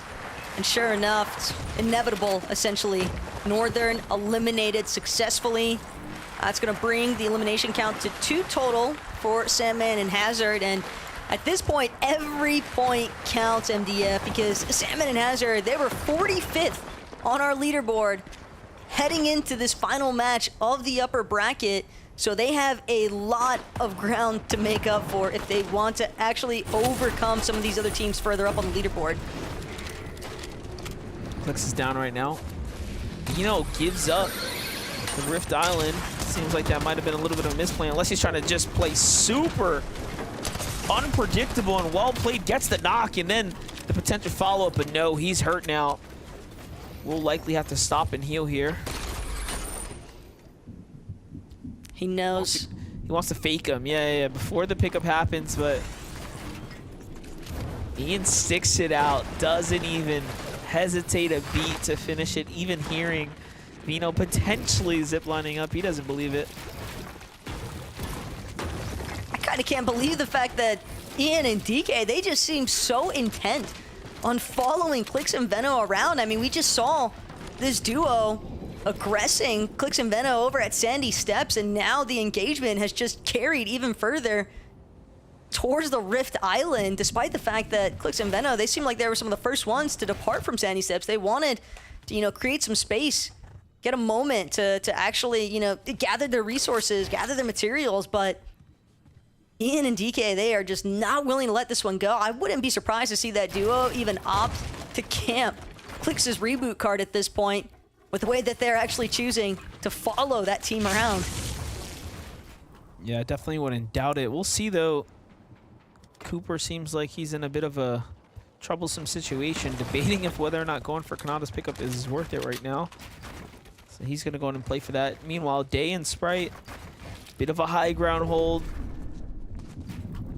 This continues that conversation of, if you're in the 56 points, if this is you right here, right now, you have everything to worry about. You need to stay alive for at least a couple more eliminations or placement points, because the point threshold, you might just be sitting on it. And we all know tiebreakers can go to the wind at different times depending on how things are looking. Talking about how close it is, this Nerface and Osid, who are just sitting above previous duo there at 58 here. Looking to target the rotators, doesn't quite find the tags there, and the zone has updated. So Taco, it's gone from going so far west to kind of centralizing its way back toward the eastern side. So this is going to be a zone that, you know, has been extremely familiar to us, right? All weekend. That's for sure, and it's in a close enough position. Wouldn't be surprised to see a lot of teams start to gather closer towards that Nitrodrome area. When you think about where the bulk majority of some of these slurp cacti are going to be located, you can expect there's going to be a large chunk of our lobby teams gathering in those locations, and then the Nitrodrome has definitely been one of the more popular ones as of this weekend. But for right now, Cam, Aminish, they've just got to make a play at this point. They are 220 damage below the surge threshold. They know that there's going to be teams looking to get a move on soon enough, trying to shoot out Seek's floor.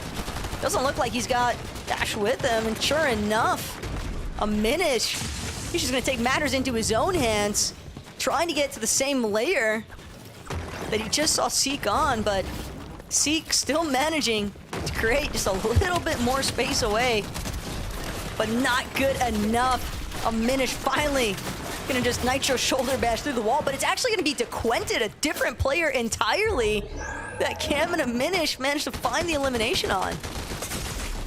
Yeah, they're moving. They're moving right now. Willing to Nitro their way through the walls. They're bashing in. Very much playing offensively right now, but no, look. Still, it wasn't enough. They are still very much in a situation here.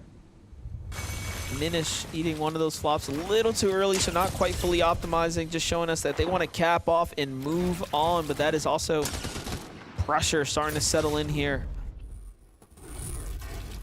Not many opportunities now to present themselves. Little do they know, just past the hills there are teams, but those trees are blocking the sight line, so this is about as bad as it gets. They really don't have a lot of sight lines to work with. Love that they recognize a flaming hoop there, but again, timing is everything. Looks away right as a team jumps through it. But how can you slow things down in a moment like this, right? When the surge is on. All of their heals, though, MDF, they've practically expended every single one of them. And normally you would think, hey, it's fine. We can just out-heal the surge ticks. Enough players are going to drop eventually. But unfortunately for them, with the way that the zone is pooled, it's only going to become increasingly more difficult to play catch up to these surge threshold differentials. And they caught a couple of nice shots onto Vorteca, but still find themselves over 100 damage below, now getting picked off shot by shot from the rest of the lobby. Vorteca and Paco, one of our teams that is also just barely managed to stay above that threshold, and that elimination onto a Minish definitely gonna help boost their numbers a little bit further, but now they might run directly into Paper and Victor. Keep in mind, Paper Victor, they just won the last lobby, so they are sitting pretty as far as the leaderboard is concerned. Paco and Vorteca, on the other hand, they can't afford to go down here. Yeah, and you can see they were placing no time into the storm there. They did not want to stick around by any means. It's already on 2-tick here. Meanwhile, Victor and Paper, you can see from Victor's perspective, he just picked up his second elimination right now.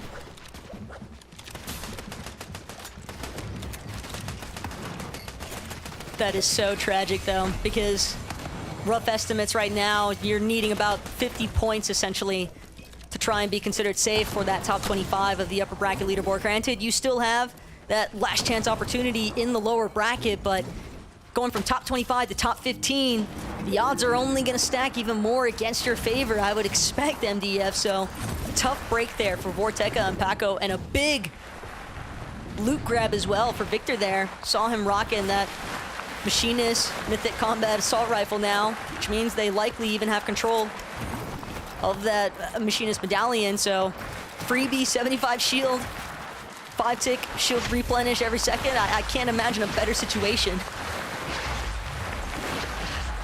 Look at this big rotate right here, nice and early as well. It's going to allow Mongrel and Mr. Savage to get right in position here. Vino alive.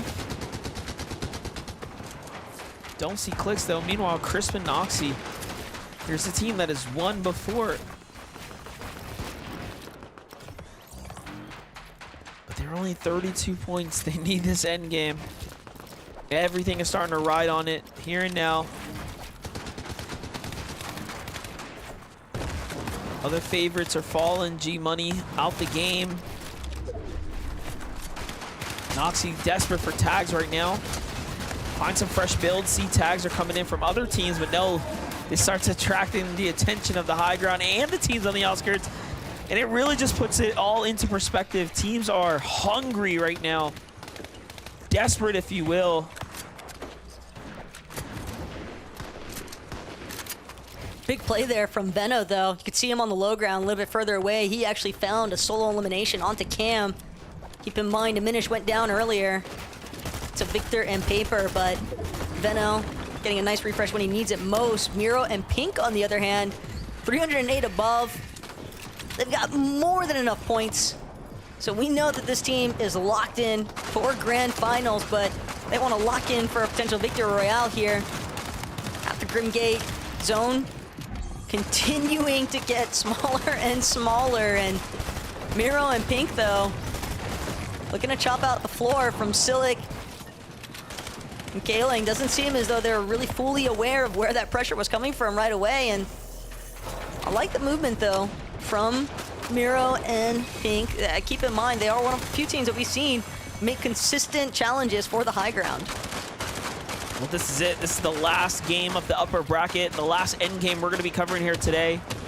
If you don't make the top 25, you're getting kicked right down to the lowers, where you'll have your last chances to claw your way out if you deserve it. But right now, we couldn't have gotten a crazier end game, given that the river here, of course, is going to give those underworld dashes to any player. And every player should be trying to get their feet secured to at least pick up 3 dashes, which can work excellent in a head-to-head engagement, or the rotate, of course.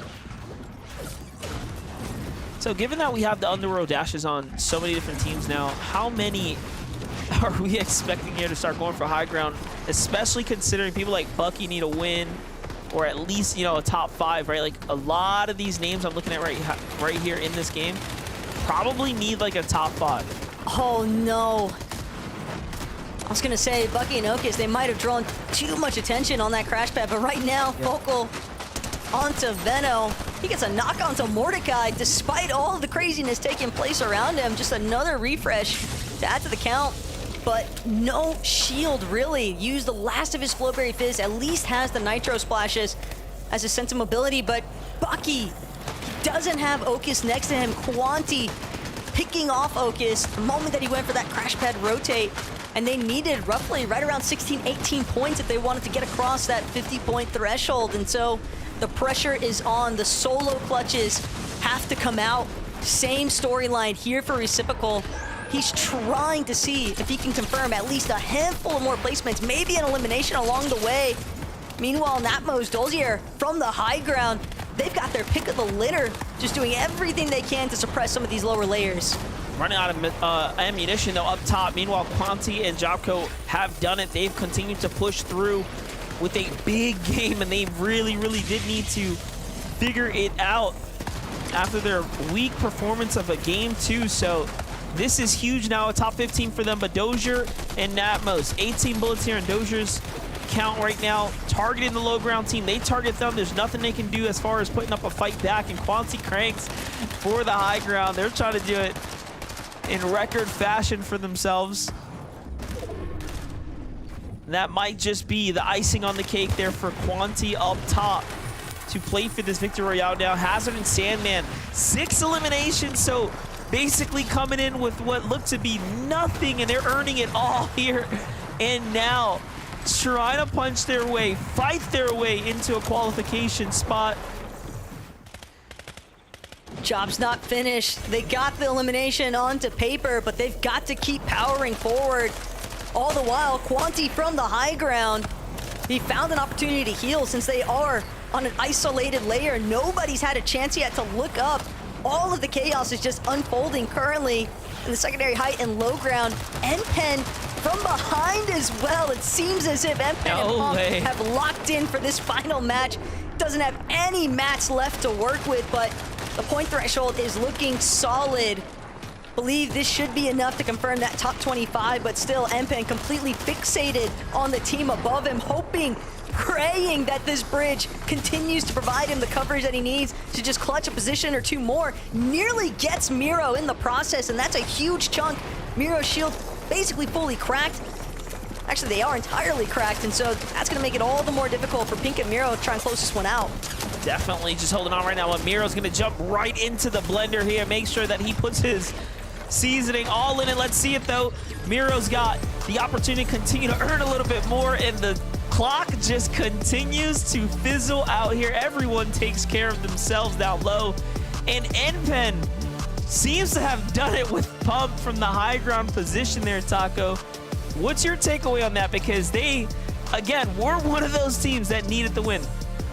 Yeah, Quanti and Yapko were doing everything in their power to hold down that bridge position. They kind of recognize, hey, everyone else has been bottlenecked into going towards the low ground here underneath the bridge, but Quanti, Yapko, they held strong from that high ground position. They didn't allow Pink the opportunity to actually come up, and again, the main issue there for Pink was the fact that we saw NPen take a massive chunk out of Miro's shields. As soon as that duo became so tragically hindered, it was just all the easier for Quanti and Yapko to close this one out, and a big Victory Royale to close things out, although they were already looking solid. But that's the conclusion of the upper bracket day 3. We only had 3 matches to work with, and I really want to see what the leaderboard looks like, MDF, so it's been a fun one, but we'll have to wait and see for more action unfold in lower bracket. Zika Vikeli, let us know what you got. How many times are we going to have this end game by this bridge that it just seems like every single time we're here, it's just chaos? Oh, we can zip and zop with the river sticks. Oh, you're up high. I can't even look up there because there's a bridge in my face. But for Quanti Yapko, they just said, look, we know, we are so aware of this situation, of this location on the map. We need to take high ground. We need it now. They will walk away with the Victory Royale, 139 points, and you gotta believe these guys are locked to grand finals. Closing out on a performance like this, just to say like, hey, look, we're going to grand finals. Now it's about next week. Now it's about 10 spots in the global championships. They are in an amazing place right now. I mean, yeah, what a clutch. And I gotta say, they were in an amazing place actually going into this game. I feel like they actually had 50 points after game number 2, and we've kind of been mentioning that, yeah, 50, 60 points, that's probably going to be the threshold. So they did just need a couple points this game, but why not go ahead and win it to absolutely secure it with a statement? And another one of those classic games where we see the 10th, 11th zone almost high ground take. And yeah, Taco mentioned it. Listen, the positioning above the bridge, all of these other teams just sliding down the hill, getting suffocated by the builds, the storm. It was pretty much an easy win for Quanti and Yamco once they secured that position.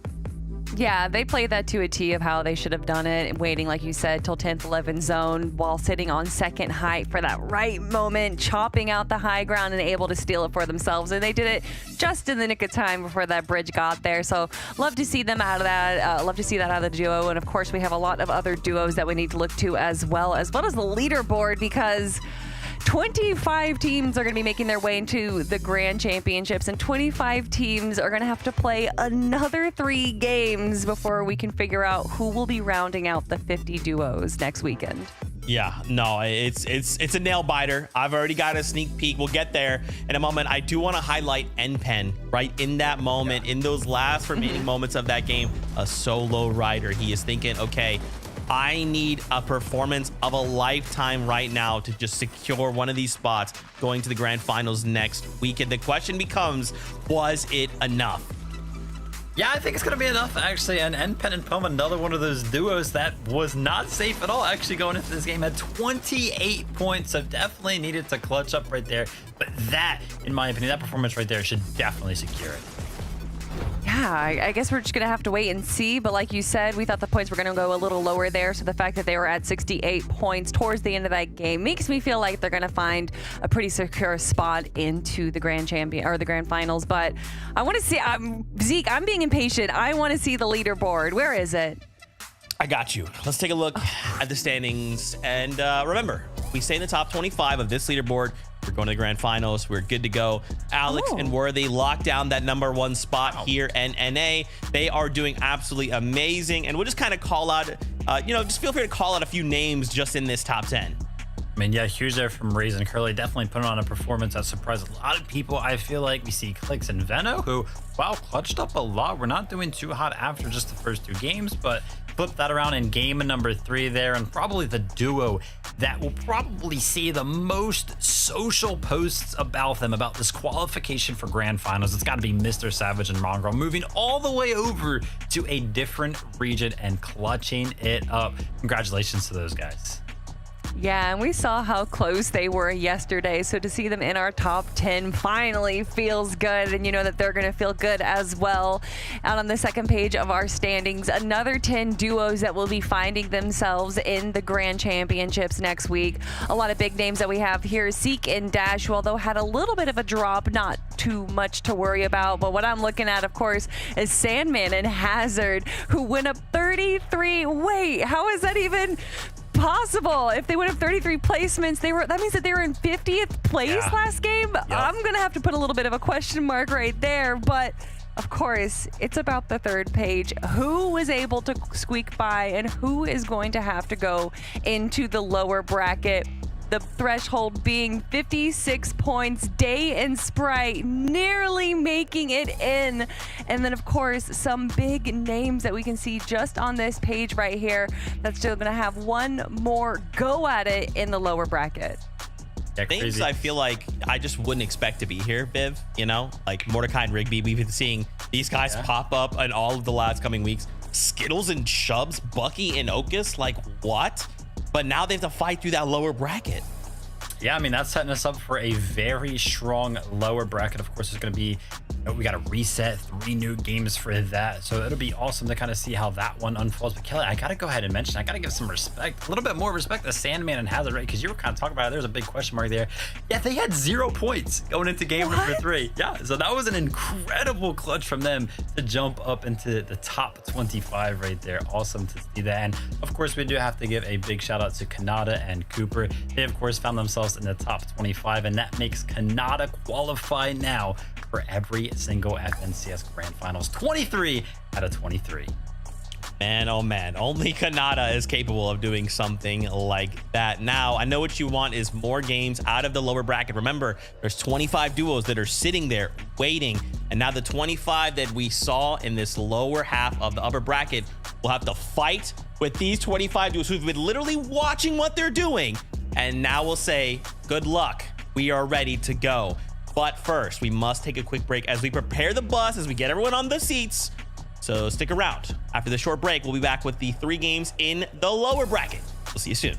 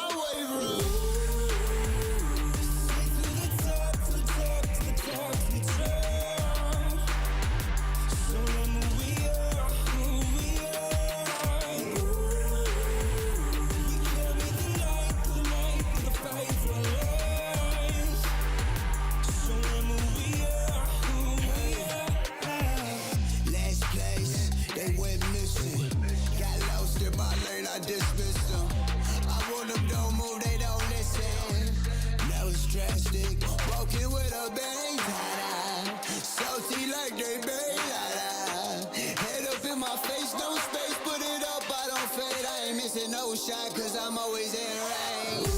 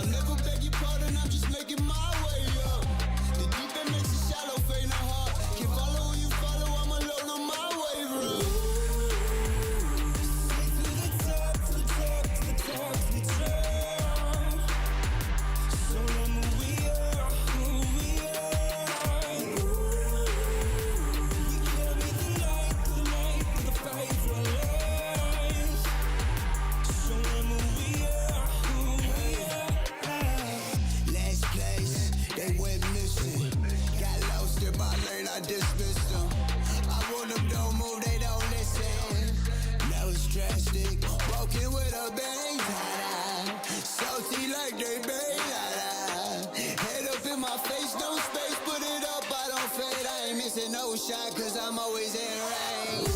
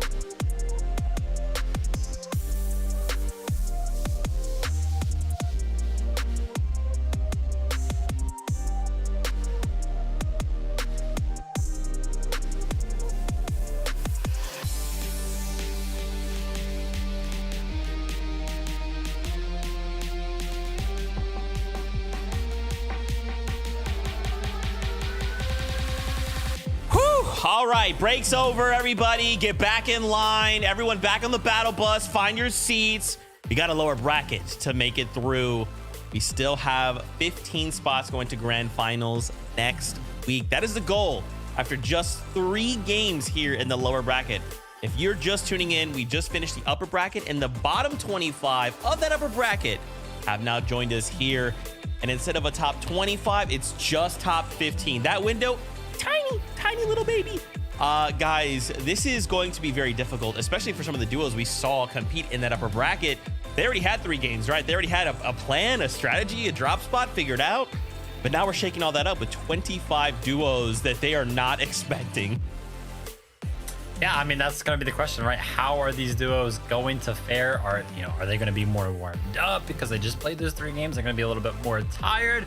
But I can tell you right now that the crazy thing about this format is that, yeah, like Zeke mentioned, we're going to be joined by some new duos basically in this session because they only qualified for the lower bracket. And Kelly, why don't we talk about one of the more known teams, Epic Whale and Muzz. Making a giant switch up just before semifinals has yet to prove itself worth it. We'll have to see if they can clutch up here. Yeah, individually, clearly these guys are absolutely incredible competitors representing 2 of the biggest orgs that Fortnite has to see in Xset and FaZe. We can see even the respective FNCS champion titles attached to their name right there. But to see them get 41st yesterday in the upper bracket was a bit of a surprise. And it wasn't like necessarily they were being contested and eliminated off drop. Essentially, every time the game got into endgame, they just weren't able to convert it into anything useful and went down around 25th. So hopefully we got some new strategies coming out of it, or whoever was standing in their way, rotating into zone, is no longer a part of the equation. We hope, right? Again, only 3 games to make it into the top 15. Another duo we want to talk about here, Blaha and Mixin. They did not have the best performance in that upper bracket and now have to come back here to the lower bracket and look to kind of put some pieces together. How do we expect them to kind of fare in this adaptation? Yeah, I mean, crazy enough, this is one of the last remaining EU duos. Only a couple of EU players actually remain to not have grabbed a seat in the grand final so far. And unfortunately for Blaha and Mixin, they are going to be one of those. And yeah, as you can see with the stats on the screen, there's no real way to sugarcoat this one. The upper bracket, those 3 games that we just watched, they were rough. I mean, 0 points straight up. They got last place. So they're going to need a big mental reset coming into the lowers. Well, I do think that there is one silver lining in this situation, is that they got last place because they were landing with Yapko and Quanti in a contested drop spot over in that southeastern portion of the map. And fortunately, Yapko and Quanti have already qualified through. Now, of course, they are going to be going up against 25 new duos, and who knows where they're going to be landing. But I'm hoping that we don't see contestation in that area, because that was clearly the issue in yesterday's games. That's right. One last duo to talk about here, Trashy and Threats. My brain almost mixed up the letters and names. Don't worry about it. Trashy and Threats is who we're gonna go with. Another duo that needs to perform well here to make it to the grand finals. Talk to me about these guys. Yeah, I mean, you're going to be landing uncontested. The reason why this storyline is kind of important, because it's kind of the flip side of what happened when those duos switched up. Muzz, Epic Whale, Threats, and Trashy. All 4 of those players are part of this big jumbo up right before semifinals. But, Threats and Trashy, as you can see, Kelly, you talked about it. 41st place for Muzz and Epic Whale. Threats and Trashy, 27th place. So they did just a little bit better. Yeah, just a little bit better. And they definitely were starting to pick up a little bit of momentum yesterday. They did get eliminated off spawn twice in yesterday's games, but then finished it off with an 8th place. So clearly the possibility of success is there. They just need to polish up a few things, and it should be hopefully smooth sailing for them. But again, it's 50 incredible duos and only 15 are making it through. It's less than a third of the competition, so these players are really going to have to fight for it. Yeah, the stakes have never been higher for some of these duos. We have to make top 15 to make it to grand finals, or the FNCS dream ends here for Mage number 3. And remember, there's also 10 spots going to the global championships in grand finals. So all that to play for here in just 3 games. I know you're ready to jump into all the action. So MDF, Taco, over to you. Thank you, Zeke. And yeah, at that short break, the players get the time to reset. We got a time to reset. Now we get to really zone in, lock in, and focus on this lower bracket. Basically, the last opportunity now, Taco, for some's chance to the globals, but of course, most importantly, the grand finals here. Yeah, but another factor to consider, though, is that some teams are having to mix things up even one step further, because now they're either looking at a contested drop, they're looking at potentially uncontested drops, and then you also have teams that are outright moving from their initial drops because they don't want to have to deal with any of the newly teams that might be invading their original space. So a lot of chaos, I think, and it's going to lead to some exciting action, though, so I'm definitely looking forward to that. Yeah, and you know what? The point threshold, it's going to jump a lot further up. If you thought 60 was tough to get to, it's going to be even more difficult now. Let's jump into game number 1.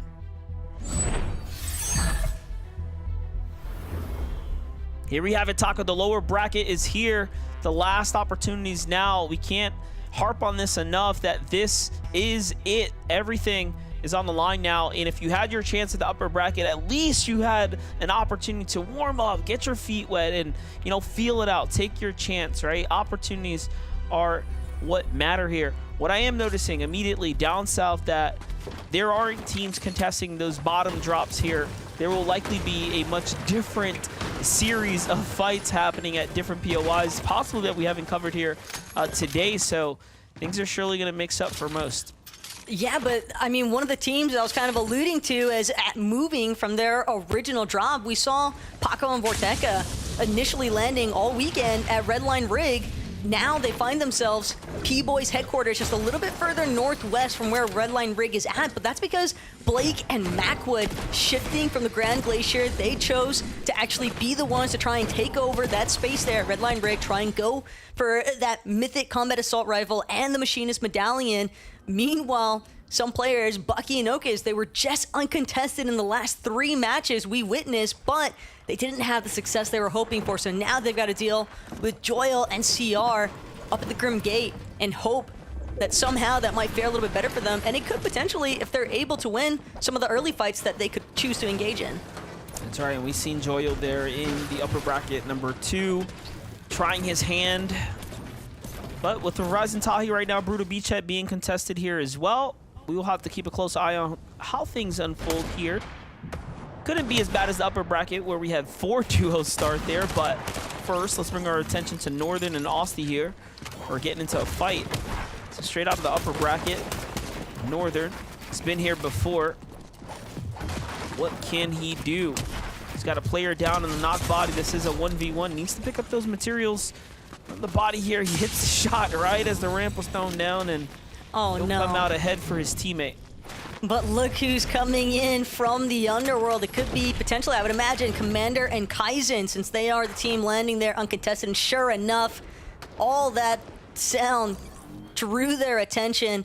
Northern with a very short-lived victory. He might have an opportunity to escape, but the odds are looking rather grim right now, MDF. Fatting, yep. They want this elimination. They do not want to let anyone go. I mean, it's just an easy point security if they can find this extra elimination here. They also just need the damage in general, considering that they are uncontested at their drop, the Underworld, but it seems as though Northern may have been able to give them a slight slip here. Kaizen didn't have maintenance of the high ground to actually keep tabs on where Northern was moving through, and since Northern does have that medkit in tow, he might even find an opportunity to get his heal off, but he's gonna have to wait for a moment before he even bothers trying to make a play for a reboot. Smart move right there not to stop, as he must have had a feeling Kaizen and company were close. Kaizen still pushing in here. The Underworld completely vacant now that everyone's kind of already done their business here. Northern, though, making the mistake to try to loot. I feel like he probably should have played the cat and mouse game a little longer, but is what it is. Kaizen's going to get that first set of points there. Back to lobby. Northern goes. Still, though, at least they know that they can win their drop. It's just a matter of making some slight adjustments. There's Roxanne and Dax right now in a little bit of a fight. Another team lurking closely, but Sandy steps. It's Owl and Haju sitting on top of Dax right now. Yeah, both of these teams already experienced their first 3 matches of the day in that upper bracket, but now both of these duos with their last chance essentially to try and make something big happen. Their shot at the grand finals, their chance to try and make it to that global championship. It all lies distinctly on these final 3 matches here in the lower bracket, and the worst part of it all, MDF, is that there's only 15 slots, a 10 count chop from what they were initially looking at in those upper bracket games. And if these 2 teams aren't careful here at the Snooney Station, again, we saw how quickly more players would be opting to try and look for those third-party opportunities if this engagement continues to draw out. We already saw Silic kind of poking his head up, seeing if there's anything that can come to fruition, but Owl taking matters into his own hands.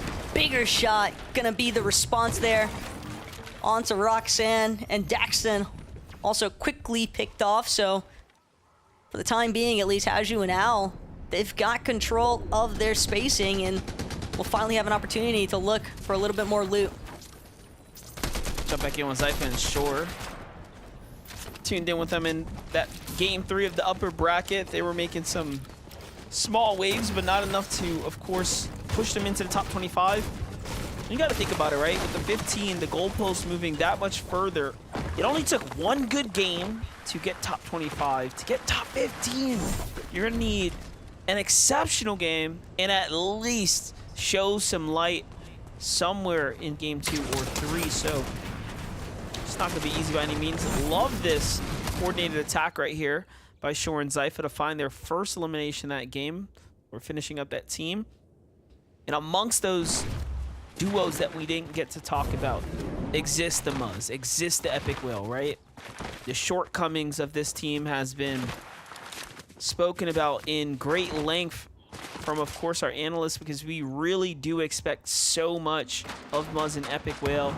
We want to see them there in the grand finals to try their hand at the globals.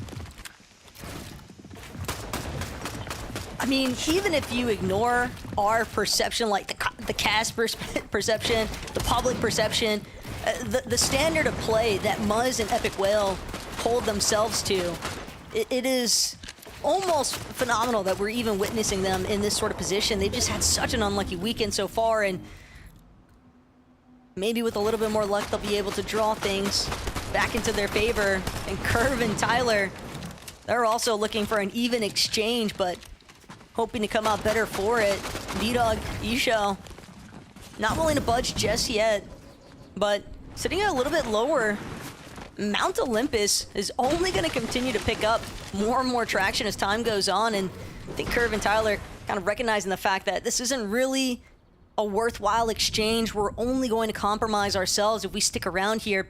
And sure enough, off in the distance, Blaha, Mixon, they've made it out of the early game. They don't have to worry about that immediate 50-50.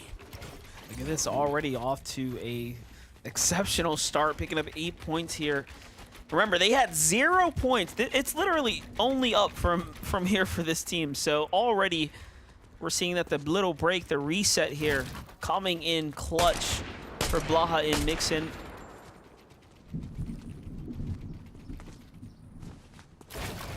I like this though. Blaha just kind of sitting on height.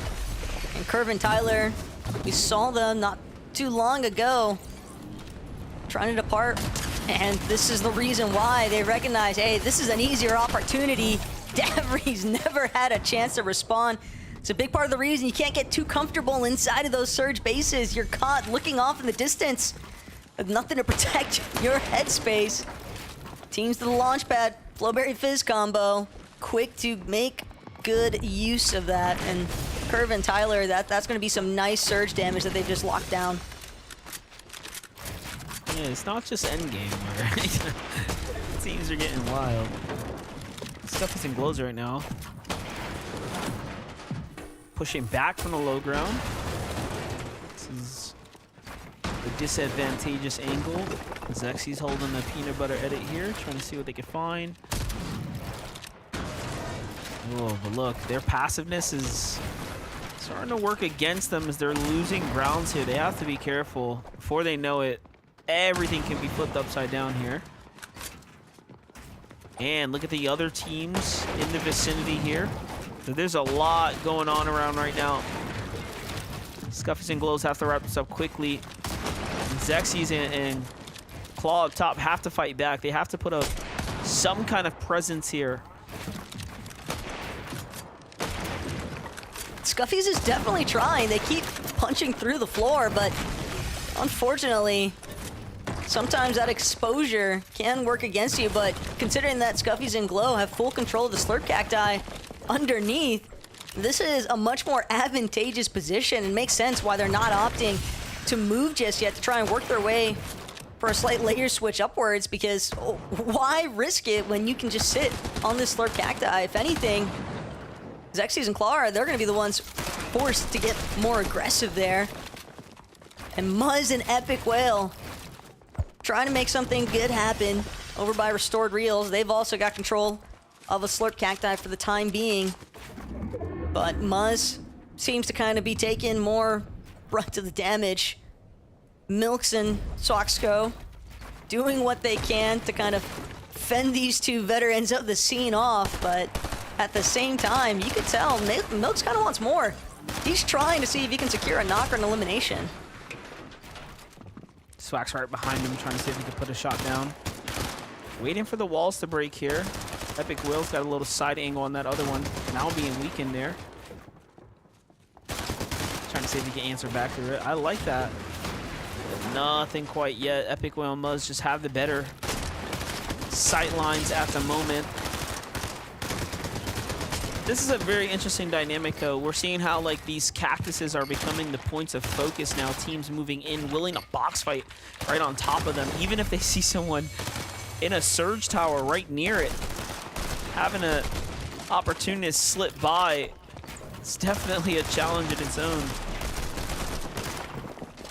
It's also just a pretty long angle that Muzz and Epic are essentially holding.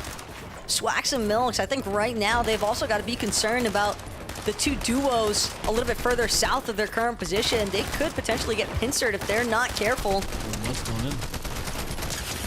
Muzz scouting out the fact, hey, he's putting down some good suppressive fire and he's connecting consistently, making it harder and harder for Swax and Milks to hold those edits, but still not going fully pedal to the wall just yet.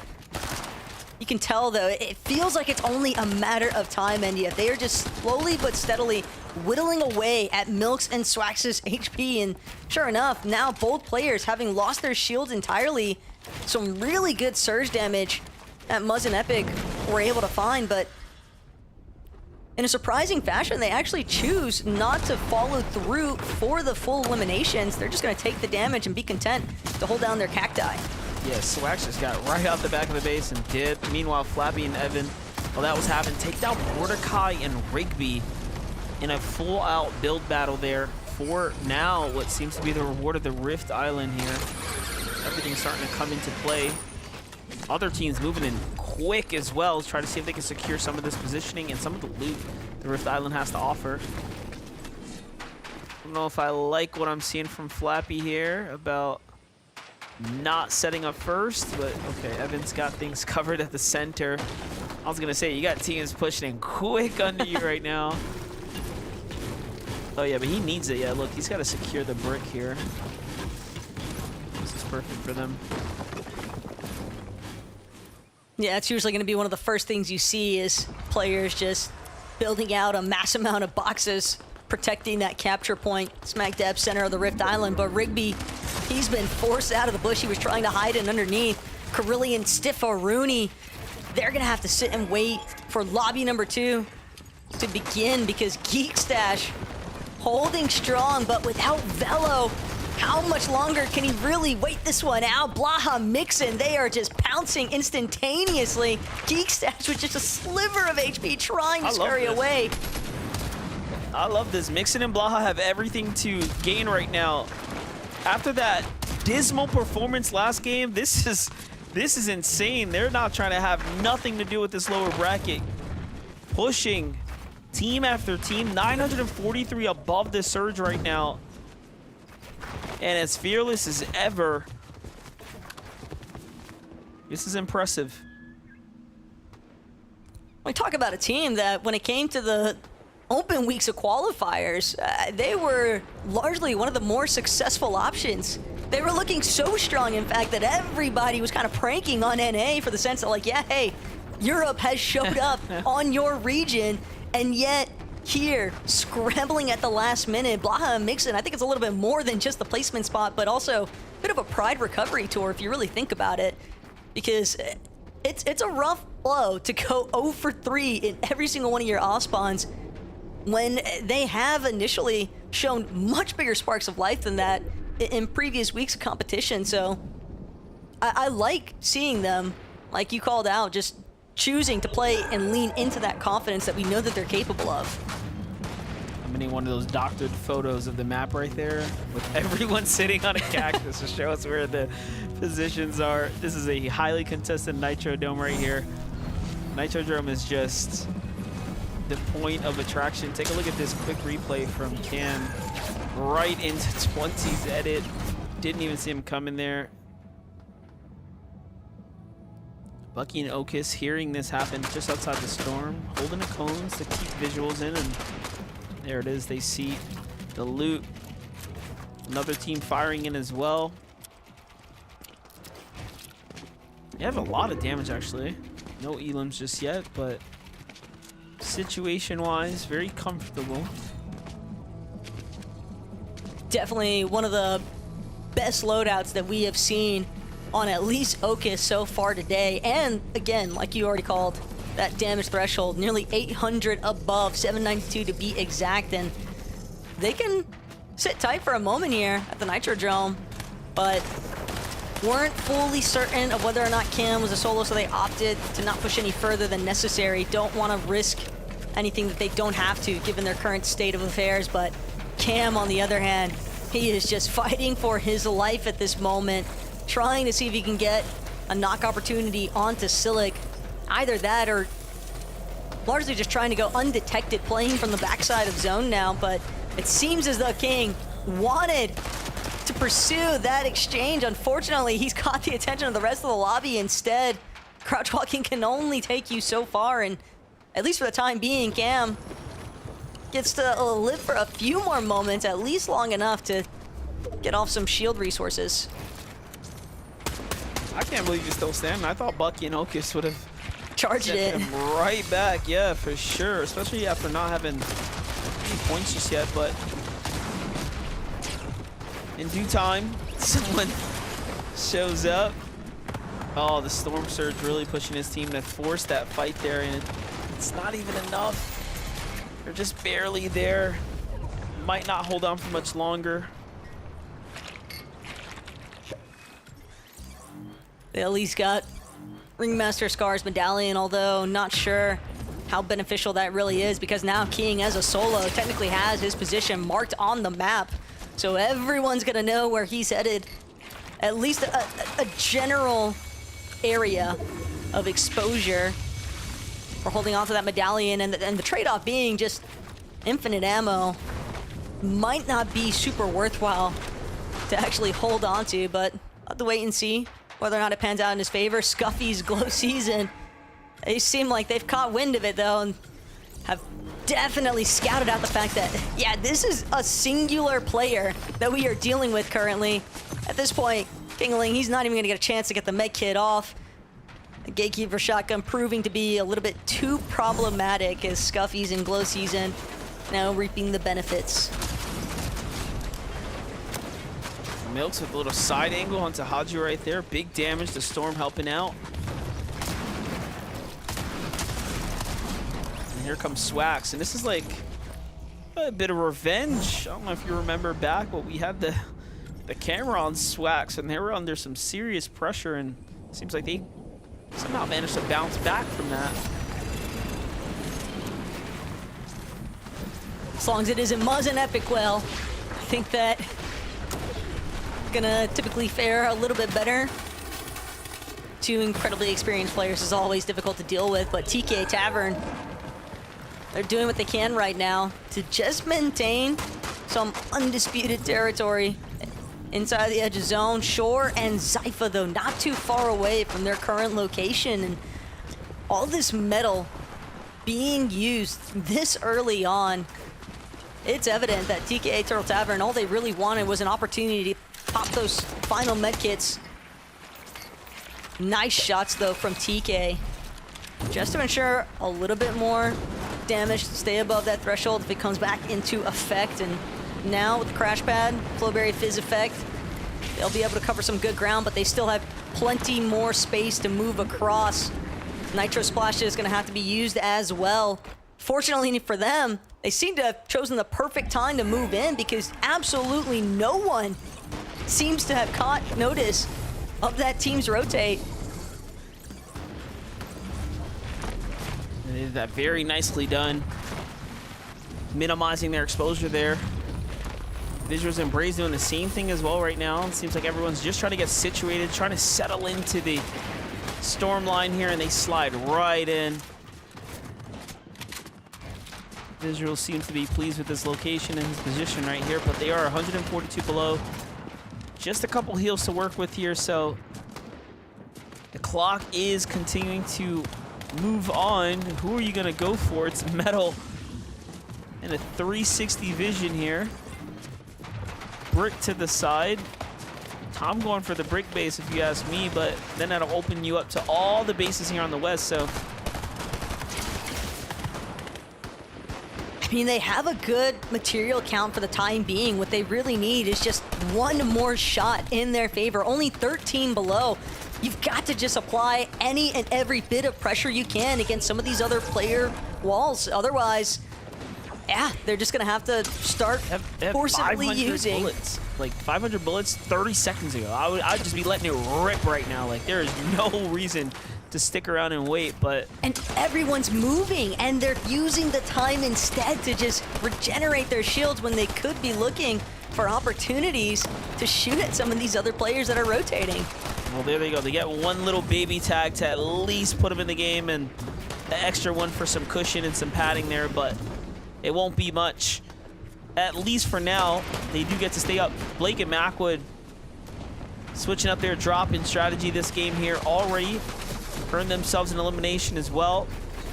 Very strong position to be in right now. It's dangerous, though, staying underneath that bridge because if the zone pulls up the mountainside and you've got to work your way upward, some of those teams that are already registering spots on the high ground could put in for a rough rotate here for Blake and Macwood. They've at least got 5 Crash Pad Juniors to work with. It seems as though Macwood at least found a nice little refresher moment. They have one elimination. You can tell Blake wants to just use this medkit, get every bit of HP. He knows how much he's going to need it. Thinks for a moment that there might have been a player kind of trailing them from behind, but comes up short, so instead kind of just fixated on whether or not they're going to have to abandon this current spot, but at least for the time being, it's definitely worked out in their favor. Yeah, looking at the zone move right there. Trying to start zero in here. Redux and Verse here have the high ground. 4 eliminations for this duo. Wow, 32 points as we've gotten into the placement thresholds now. And this is a great spot to be in. We just talked about how that indestructible bridge down there is going to make for some pretty weird rotates down to the low ground, but if you're up top right now, this is easy pickings for you. And here everyone goes. Couple taking flight to the sky there. And once again, we're finding ourselves with a lot of players in that mid to high ground area. I saw Epic Whale knock there too, so already trades happening, big names falling. That overhead view really delivering just how congested a lot of these layers are starting to become, but Paco, Vorteca, they're just pushing their way forward by eliminating whatever lies in front of them instead. Macwood and Blake, on the other hand, they've worked their way up. Cost Macwood and Blake a little bit of their HP as a trade-off, but at the same time, MDF, this is an excellent position if they can hold on to height. Just gotta hope that they can put down enough suppressive fire to prevent any of those teams on secondary height or even the mid-ground. Wow. Beautiful knock, just absolutely beam from above. Macwood takes down Antonio. It's reminiscent of the old days where Mac would on high ground right here. He is no stranger to holding these positions right here and doing well to put down the pressure. It's all textbook here and now. Turtle Tavern with the focus on the down body there is going to find himself caught out. Okus is going to get the finish. This is by far the best performance we've seen so far for Bucky and Okus now, putting themselves inside at least the top 15, fighting for a top 10 and a several bit of eliminations. This is the direction you want to be moving in if you want to see the grand finals here. Full duel up top though. Okus has to be careful. Zone's going to bounce back. Little bit of max to work with, but he will be able to utilize what he's already invested if he just reads it accordingly. That zone pullback might at least buy him another placement or two, though. That's the main thing that he's hoping for. He's gonna wait a moment longer, see if he can try and pick off an isolated solo. Edgy, just a little bit too healthy for that gray gatekeeper to get the job done, but still excellent work from Okus to even get to that spot in the first place. As Macwood now next to Blake. They need a refresh. No mats remain. They expended a lot for that high ground, and now it might be all for Paco and Vorteca to take over as Edgy and Death. We haven't really seen too much of them this weekend because of the initial off spawn, but here today, they are showing up big in this first matchup of the lower bracket. That's right, they got locked out of that upper, and now they're right back in the mix of it here. Edgy and Def have a chance to do something big. They're at 60 points now. All those placement points are really starting to add up here. Chubbs and Skittles, though, seem to have won the war of attrition here as they hang out on the top, but it's all solos right now. Everyone looking so scrappy here. Z-Link has to get his footing. He has a real opportunity right now to win this game if he can just focus up now and realize he's one of the only ones in the game here. Trashy putting his focus to the high ground is perfect for Z-Link down low. Chubbs putting up a great defense here, but it's going to cost him what's left of his mats here. Z-Link falls to Trashy, though. So Trashy just creating havoc, and in the end, Chubbs will win because the Storm helps and supports, but Chubbs and Skittles with a monstrous win right there and a well-played mid-ground rotate. Yeah, you know that Chubbs and Skittles have just got to be absolutely beaming right now because finding the first victory royale here in the lower bracket, match number 1 MDF, that is an excellent way to set yourself up for success and practically guarantees the lock-in for the top 15 on the leaderboard. And here's how they got it done. It was really just about taking care of the high ground first. They knew they didn't have anybody else to threaten them from above because of that chop they initially did onto Edgy and Death. Yeah, and Edgy and Def had a chance there as well. Congratulations to them. Skittles and Chubbs take game number 1. That's going to jump them way up to the top. Talk about setting yourself with a proper footing so that you can remain inside the top 15. It just literally doesn't get any better than that. But this is the lower bracket. That's 1 game down out of 3. When we return, we'll have more Fortnite.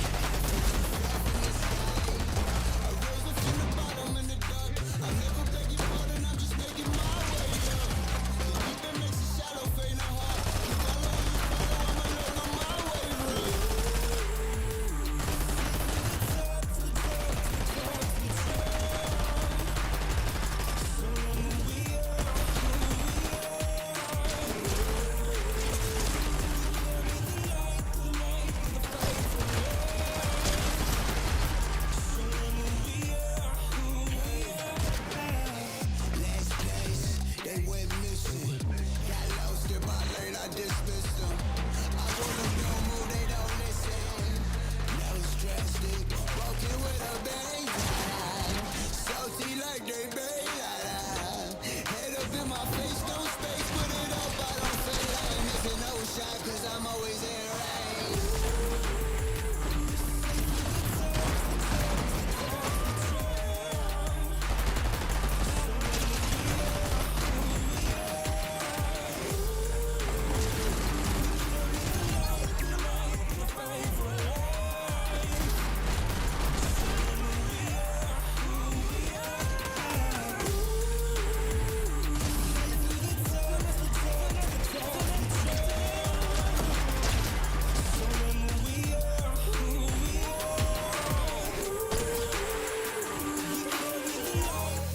What's going on, Fortnite fam? Welcome back to the FNCS. This is the lower bracket. In case you're just tuning in, you missed all of the action. We've got 3 games here, and we just finished game 1 of 3. Skittles and Chubbs found themselves a victory royale. And this is big news because, remember, you have to end today the top 15 if we want to keep the FNCS dream alive. For the duo, 81 points after a single game. This is where we're going to be, Vivid. This is it. This is crazy, right? Because we were mentioning how there's a bunch of teams, right? These high-profile duos that still have not made it into the grand finals, and that end game was stacked with a bunch of them. Of course, Skittles and Chubbs being one of those duos, coming out with the victory royale, the classic high ground take, just kind of, picking everybody off of it as they slowly brought their layer down. Well played for them. And for Skittles to take out Trashy, his old duo mate, where they placed 4th in the grand finals of Major 2. I'm wondering if there was a little, a little get you back kind of moment there for him. But still, great performance from this duo with such a good performance. Although, it's Fortnite. Who knows what's going to happen? I hope that they're feeling pretty confident that they're going to be making it into the top 15. Okay. Now, as we only have 2 games left, I really wanted to touch on the fact of how many points do we need roughly to make it in the top 15, right? Vivid actually has some of the numbers for us. So, Vivid, what do we need? Yeah, so obviously to give us a little bit of a reference point, why don't we go ahead and look back at Major number 1 and Major number 2 for North America. Major number 1, the points were 90. Major 2, for some reason, there was a big discrepancy there, only 74 in Major number 2. And then Europe, just earlier today, it was 92 points needed. So I would kind of, maybe around like 80 to 90, some of these duos can start to feel comfortable. But again, it's only 3 games, Kelly, right? So there can definitely be some variance what we actually see the threshold be today. Yeah, we expected it to be a little bit higher over for the upper bracket. And actually, I think we were pretty close on with our prediction there. So, it's only 3 games. So much can happen. A single game can garner a team 90 to 100 points if they perform well. So although we do have a threshold of around 90 points or around 85 points, again, it's Fortnite. Who actually knows what it could be? That's right. Well, with this information in mind, let's turn it to the standings, okay? Let's use this kind of like in the 90s area to make it in the top 15, right? So right off the bat, you look to the top 2, Trashy and Threats. Once again, my brain almost said Thrashy and Threats. Trashy and Threats, guys. I'm so sorry. I don't know what's going on with me. 84 points in that number 1 spot with the 7 eliminations. We got to think, as long as they have like one more pretty solid game, these guys are in. Oh, yeah, 100%. I mean, it was actually a huge clutch. You would imagine, looking at the HPs right now, you'd be like, oh, yeah, probably like Threats went ahead and clutched up. But no, it was actually Trashy was left as a solo for a little bit. I saw some solo clutch points coming out from him. So huge to kind of pick those up there. But yeah, that's awesome for the momentum because, again, we had a big question mark actually coming into the lowers here. Kelly was like, well, both of the duos that kind of had those before the semi switch ups, right? Epic Whale, Muzz, Threat, Trashy. Neither one of those duos have kind of been performing as well as they maybe would have thought they would have. But that game right there speaks a little bit differently. Yeah, and Trashy played really well. Typically what we see when we have these solo clutches, that players will kind of stay on the backside of zone, be a little bit more passive, and just hope no one notices them. But instead, he went for the eliminations, grabbing some refreshes, some much-needed items in his loadout, which allowed him to keep the momentum going and actually hold out in first place for our standings. But you bring up Epic Whale and Muzz, and if I'm not mistaken, they're going to be pretty close on the precipice of where they need to be to qualify. Currently sitting in 18th place. They're gonna have to get a few more points if they want to go to the Grand Championships. Well, This listen, pressure on him. Why are you making me all nervous right now, Kelly? Why is she doing this, Vivid? Zeke, there's a lot of pressure on the line, right? Remember, we're talking about Epic Will and Muzz. A grand finals without them would be something that a lot of people would just not be able to comprehend, myself included. Like, this is a duo that deserves to be there in terms of their experience and how well they've done in past events. But again, FNCS is all about proving it from season to season, adapting to the meta, and sometimes adapting to a whole new duo just days before the competition. But giving themselves that kind of like 22-point kickstart right there and keeping themselves within distance of top 15. They just got to have another couple of consistent games and they can pull it out. And it was highly possible right there. We saw that they made it into the end game. Muzz was able to pull out just a little bit of a solo clutch and doing what I said earlier, where he kind of stays on the edge there. And unfortunately, when you run into Trashy's team, your run's probably over. But still, it showcased a much better performance than what we saw out of them in the upper bracket, showcasing that there is definitely still an opportunity. I mean, this is Muzz and Epic Whale. There's no way they don't make it into grand finals, right? ... right? Question mark. We hope. Listen, we still have 2 games. Anything can happen. I just wanted a tip of the hat there. In 13th place, we saw Blaha and Mixon. Yeah. In the upper bracket, they had no points, but they hit the ground running here in lower bracket, and they want a shot as well. So anything can and will happen. Only 2 more games left to go, though, Vivid. We really have to pull out all the stops if we want to secure top 15. Listen, Kelly gave them a silver lining, and she was like, yeah, well, they were contested during those upper bracket games, but she thought they were going to be uncontested during these. But no, I think they got surprise con, Kelly, so we'll have to pay attention to them during the early game. Well, clearly they were able to handle that much better than before because, again, they made it into the end game. But obviously, when you're contested, like we talked about at the start of the show, you just use up so many materials, so many resources. By the time that you make it into the end game, it's a little rough. Absolutely. Well, it is time. We have more action from the lower bracket. This is game number 2. MDF Taco, over to you. Thank you, Zeke. Yeah, I really do feel like it's starting to heat up in here. These games are getting a little bit better, and the intensity is starting to rise right now as the opportunities are running thin. Yeah, it's expected. I mean, we're looking at what's going to be match number 2 of 3, Monsters, so not many opportunities to remain. If you don't come up big in this final lobby or in the second to final lobby, then you've got to go absolutely insane for that 3rd match of the day. But I think ultimately some of the teams that are uncontested definitely seem to be faring a little bit better, and I'm excited to see what happens here in match number 2.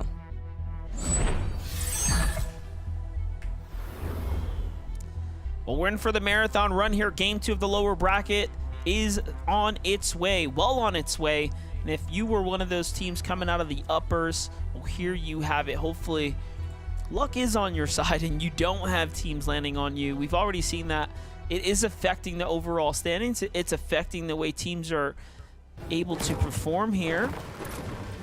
And for now, we're going to start with the southernmost POI on the map, the Brutal Beachhead here, which has a couple of teams right now, and this is a bit of a 50-50 split. On the other side, Edgy and Def continue on their way while Blizzard and Gord take a fight here.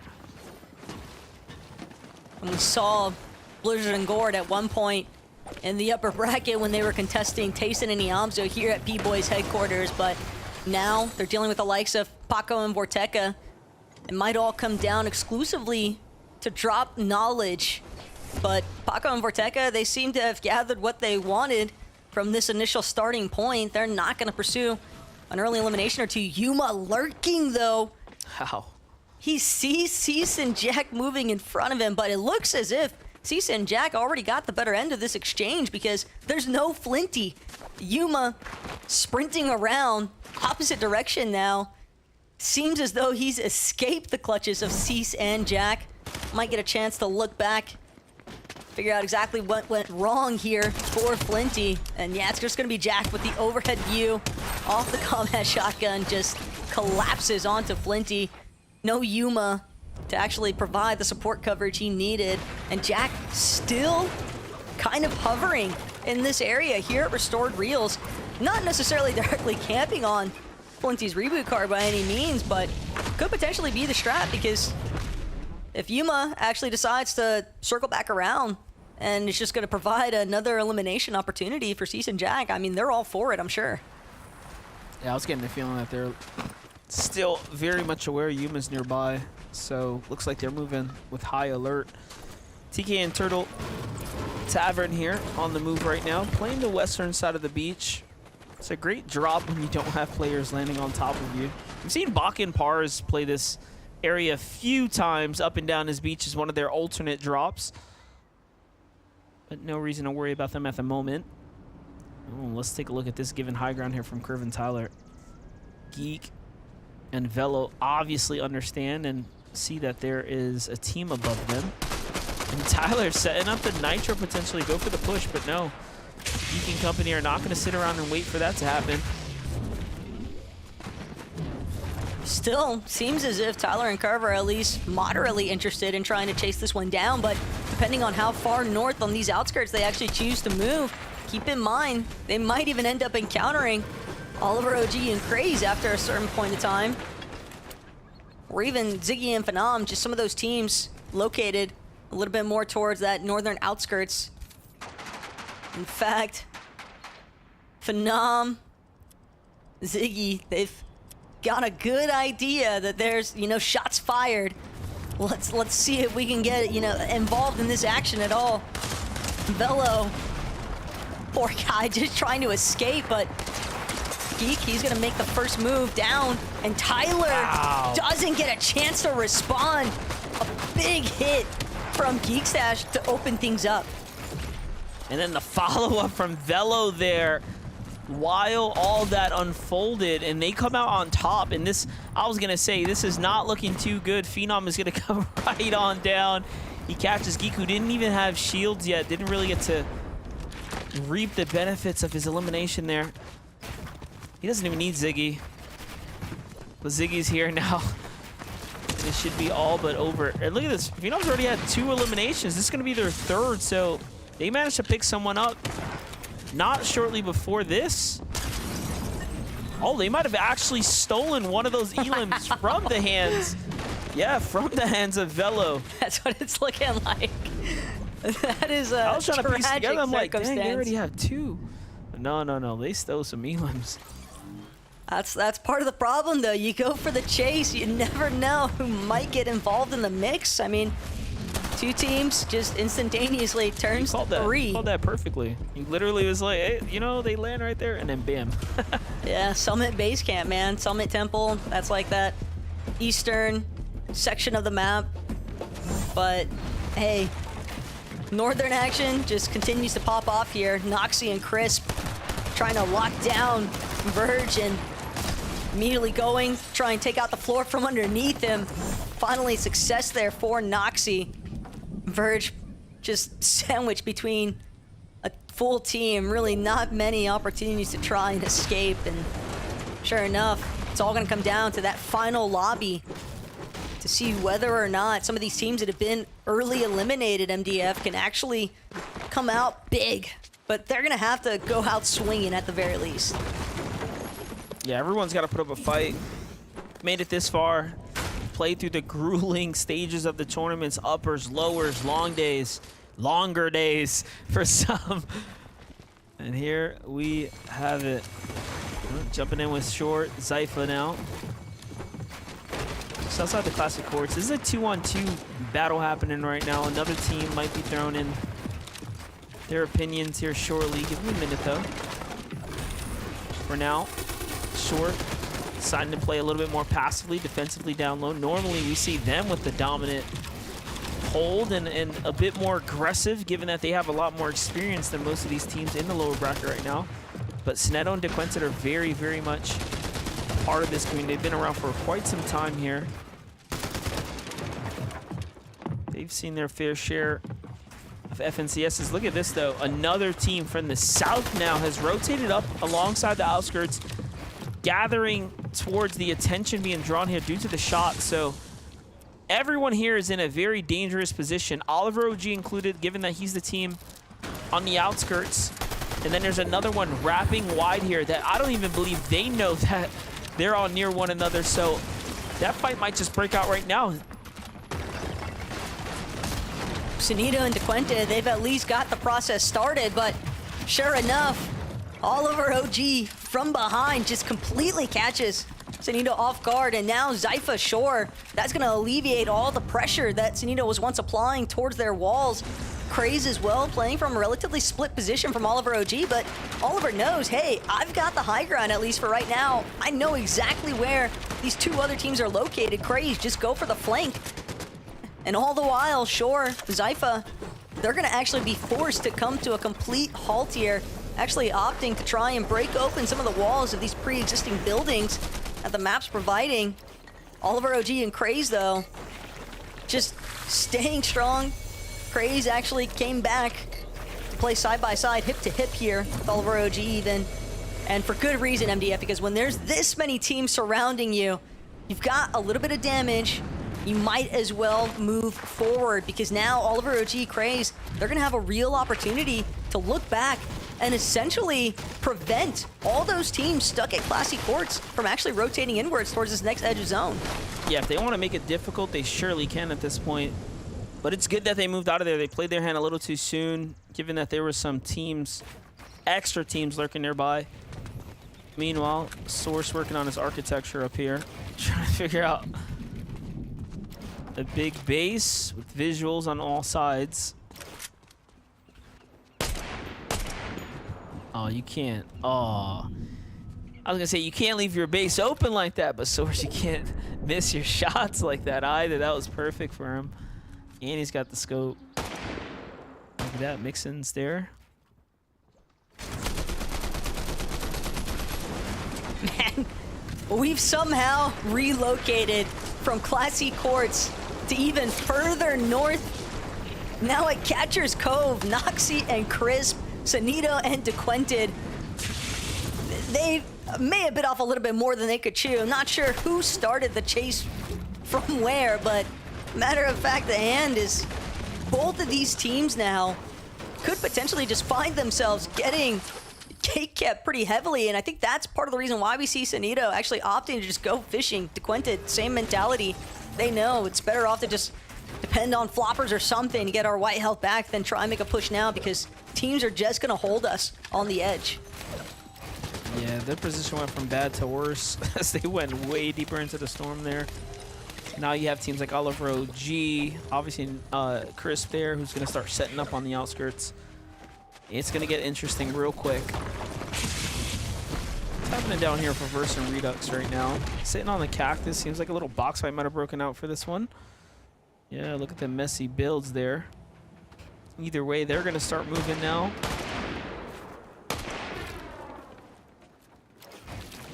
Little exchanges happening between Blake's duo and Blizzard's here.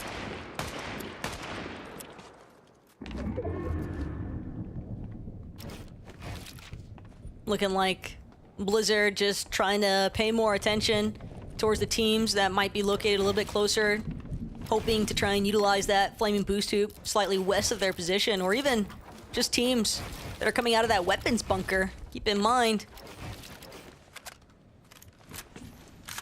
weapons bunker always providing some optimal opportunities for teams that might need to get a few more promising attachments into their loadout, but again, this is a good split attention focus though from Blizzard and Gord. They seem like they're trying to get all their angles covered, and since they know that they're going to be able to rotate through some slurp cacti, I wouldn't be surprised to see them hang out a little bit longer at the Nitrodrome, because you can afford to take some of those early storm ticks when the slurp cacti are going to be able to regenerate your health no problem.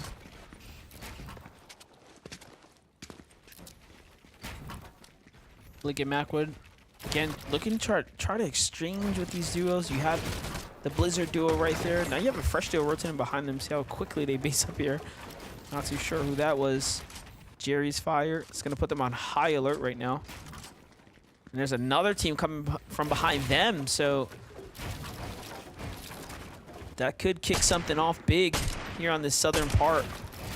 And actually, I think Blake and Macwood might have to move ever so slightly. We'll see here in a minute. B-Dog and Eshu are going to be the ones that jump right over their base. Meanwhile, back to that story of Sineto and DeQuented. So they had to fish. Dude. They did fish up some fish, but unfortunately it's a Couple extra shield fish, not gonna really do much for them right now, and they're gonna have to play the res train here, unless this this vending machine can kick something out. They're gonna have to hope to. They get it. Oh gosh. Doesn't.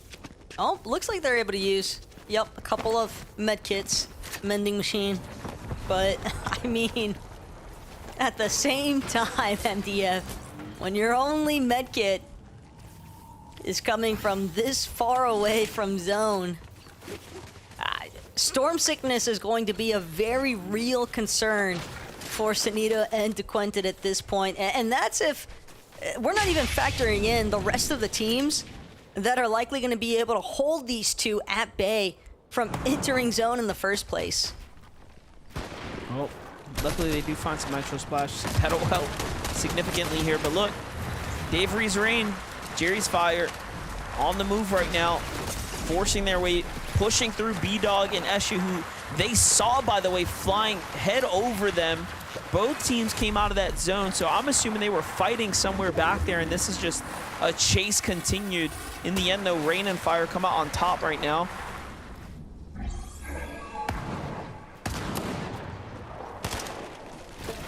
On the opposite end of things, Edgy, Death, they got off to a pretty hot start in the first lobby, and they're trying to keep that momentum going. Caught up for a moment, and a bit of a mild box fight, but it seems as though Seaverse Redux a little bit hesitant to make a true move forward. And Edgy continuing to get some good shots, but ate a big one in return. Redux knows that's a decent tick into his shield. And that's gonna put Edgy and Death in a slightly awkward position because now another team has encroached upon their area, Thoric and Chris. But at the same time, Thoric and Chris might have actually helped out Edgy and Death indirectly. They're gonna be able to rotate now, no problem, off the crash pad and just look back and open fire onto the boxes from which they just came. What is going on? They're going back, another team jumps in as they decide that, hey, wait a second, maybe we could get this refresher. Why try to farm while we move? And all of a sudden now everyone is caught in this melting pot here on the edge of the storm, and Thoric's got the short end of the stick here. He is literally in the storm right now, eating. But look, it's only Edgy and Death who literally have a good spot here. Meanwhile, Alex has jumped all the way in with King. They have just committed. They must be desperate for Storm Surge right now. That has to be the thought process here for Death and Edgy. Look at how they're holding. They may have even caught wind of Silic and his duo when they started moving closer towards that action. And the way that all of those teams kind of just compiled on one another leads me to believe that it's become very evident, at least for Death and Edgy's awareness, that those were likely duos that all needed Surge to some extent. And now, Death and Edgy, one more time, they're gonna keep that in the back of their minds. There's definitely still some traction from the box fight they just came out of, but as they make their way, just sticking a little bit closer towards the low ground, hovering side, using the natural map terrain to keep themselves covered from the Nitrodrome teams. This Mordecai managing to stick it out with Rigby here. This is up against Olaf. He ends up finding his elimination. Olaf slips out the field. He takes the hard way out, misses the crash pad on the landing. That's a tough one. But Mordecai, after that game one, man, just getting crushed under the weight of the early game. They only managed to secure themselves 4 points in that game, so this is a fresh take here. And I was just gonna say before we jumped away from Edgy and Dev, like, they're just one good game away. That's it. They've already had a great game one. One good game away from securing their top 15 spot here. Closing in on it as we're getting really close to the placement points now. Zone 5 is about to fully close here.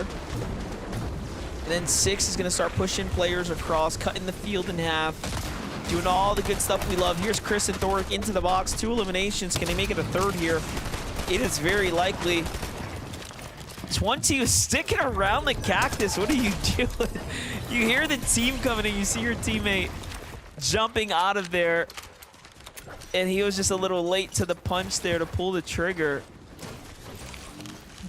That's just a tough break for 20 and Broken. I mean, we saw they were poised on their surge base, but unfortunately, the Flowberry Fizz, the crash pads, it's really hard to read when those teams are going to land on you if you don't catch that initial rotate in the first place, and neither of them just seemed like they were prepared or looking that direction. Thoric and Chris definitely getting the break that they needed.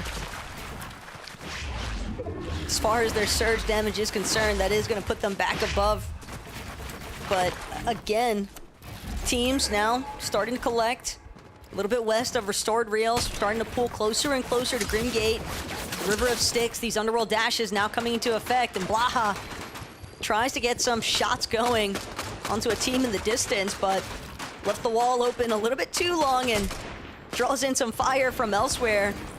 Wants to see if he can get a little bit of revenge. Could have potentially been Gord and Blizzard, but Gord, the moment that he makes a move off of the Nitro Splash, easy body tag, and Blaha and Mixon just continue to build up because they're going to need every bit of damage they can get. 42 below currently. One more good shot could be the difference maker, but Mixon, he's only got this Enforcer Assault Rifle to work with.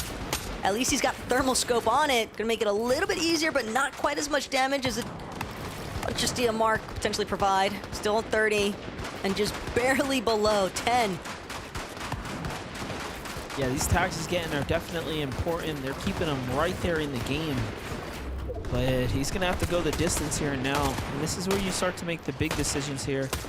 You go box to box, do you get involved with some of these scrappy duos, or do you stay patient? Looks like patience going to pay off there. Jumps him up another 100 tag. That's going to alleviate some room, but however, he is still hip to hip with other teams here.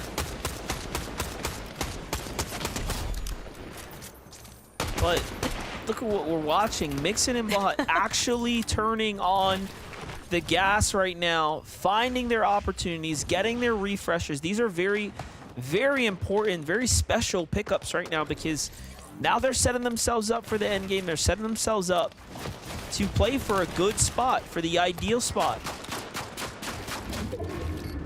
We also just saw Chubbs and Skittles. They were kind of in the thick of it inside of all those metal boxes that Blaha and Mixon were just trying to shoot the walls down of. Austin and Northern, they're currently based up, but again, not exactly comfortable enough with their surge damage. They're trying to get a little bit more to work with. Don't manage to connect onto Skittles and Chubbs, and now they got to worry about Chubbs and Skittles just kind of basing up right next to them. More teams even further ahead. Chris by himself, 5 eliminations in total, but he's lost Thoric along the way, and there's still only 216 above. Chris has got to be real careful here. He's just going to commit to trying to tarp through the low ground. Actually has a decent amount of space claimed, but it won't take long for the lobby to realize this is a solo player trying to act as if they're a duo with the amount of territory claimed, and sure enough, Antonio, Z-Link, they want everything that Chris has to offer. Look at those 2 nuke colas that he could possibly provide, but the Underworld Dash is gonna bail him out for the time being. And nobody seems to recognize the fact that he is just under everyone inside the River of Styx. Yeah, it's just a couple stray shots coming in, you know. He's just trying to build here to stay in the game. And this is crazy because he actually managed to earn placement points. Look, from 26th place, he was right outside of that. Now he's in 22nd. This is a pretty significant game. We're talking about the placement points you start to earn now. Considering they have those 5 elims, that's big. That's going to swing them way on up. Even though it may not look it. Meanwhile, Visuals and Braids now seeing the sight lines here. All this golden opportunity to find tags on teams down below. They need this. They're just holding on by a thread. The zone's going to start moving here. They don't have a crash pad ready just yet. They're just going to go with what looks to be a clean Nitro run. Hop's giving and jumping away. Meanwhile, Epic Whale Muzz. What is going on right here? Talk about getting involved here, putting your name inside the conversation, earning the respect here. Fighting their way through the lows and mids right now into the safety of this storm line, and it's a scrappy battle down here, and they're sitting on a lot of loot. Yeah, but there's always a method to the madness, and Muzz and Epic, they know they're going to have to clear out some players that are already boxed up in front of them if they want to be able to fully control that mid to ultimate low ground. We've seen time and time again how much success teams in the upper bracket had, even from controlling that low ground territory up until around that 9th, 10th, 11th zone, where they make a push for those height takes. It could be what Muzz and Epic Well are trying to set up for. We see Rigby and Mordecai, though, headed straight towards the high ground. Just a couple of regular guys. But we'll have to see whether or not they're going to actually be able to control that height layer, because it is bound to draw attention from the rest of the lobby. So many of these experienced players hungry to get their own piece of the pie. This is where things get real dangerous, because all the underworld dashes, players are taking these dashes into this end game right now. So high ground, you're absolutely not safe, not given the fact that, you know, obviously with the crash pads and all the other combinations of ways that they can boost their way up to the top here, the dashes are going to be that unforeseen circumstance you have to be really careful with right now. But for now, Rigby and Mordecai do have control here. Meanwhile, Epic Whale Muzz from the far side try to rotate super wide here, but Muzz gets caught. It's up to Epic Whale now. Pressure coming in from all types of angles here. He's down to wood builds. This is going to make him even more of a target. But it's a top 15, better than we've seen him, that's for sure. At this point, every placement point just becomes more and more monumental. Epic Whale trying to see if he could go big in this secondary lobby. You don't want to leave your fate down to having an insane performance in that final match of the lower bracket and then praying that it's enough to push you into that top 15. Boffy, Source, a little bit of Flowberry Fizz. You can gauge when these teams are about to make a move once that Flowberry Fizz comes out. And Blizzard just going to hold on to his final crash pad for the time being. Might even use it to just get up and over some of these pre-existing builds. Takes a moment to look back.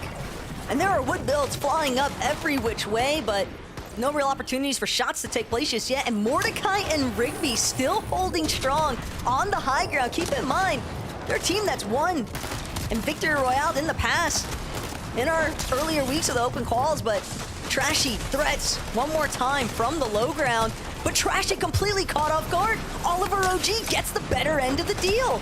I didn't even know Oliver was still in this game right now in the top 10 put down by threats, but what a disruptor to Trashy there, taking him down, but threats now has a lot to worry about. Finds Blizzard with a beautiful shot there. Couldn't secure the elim though.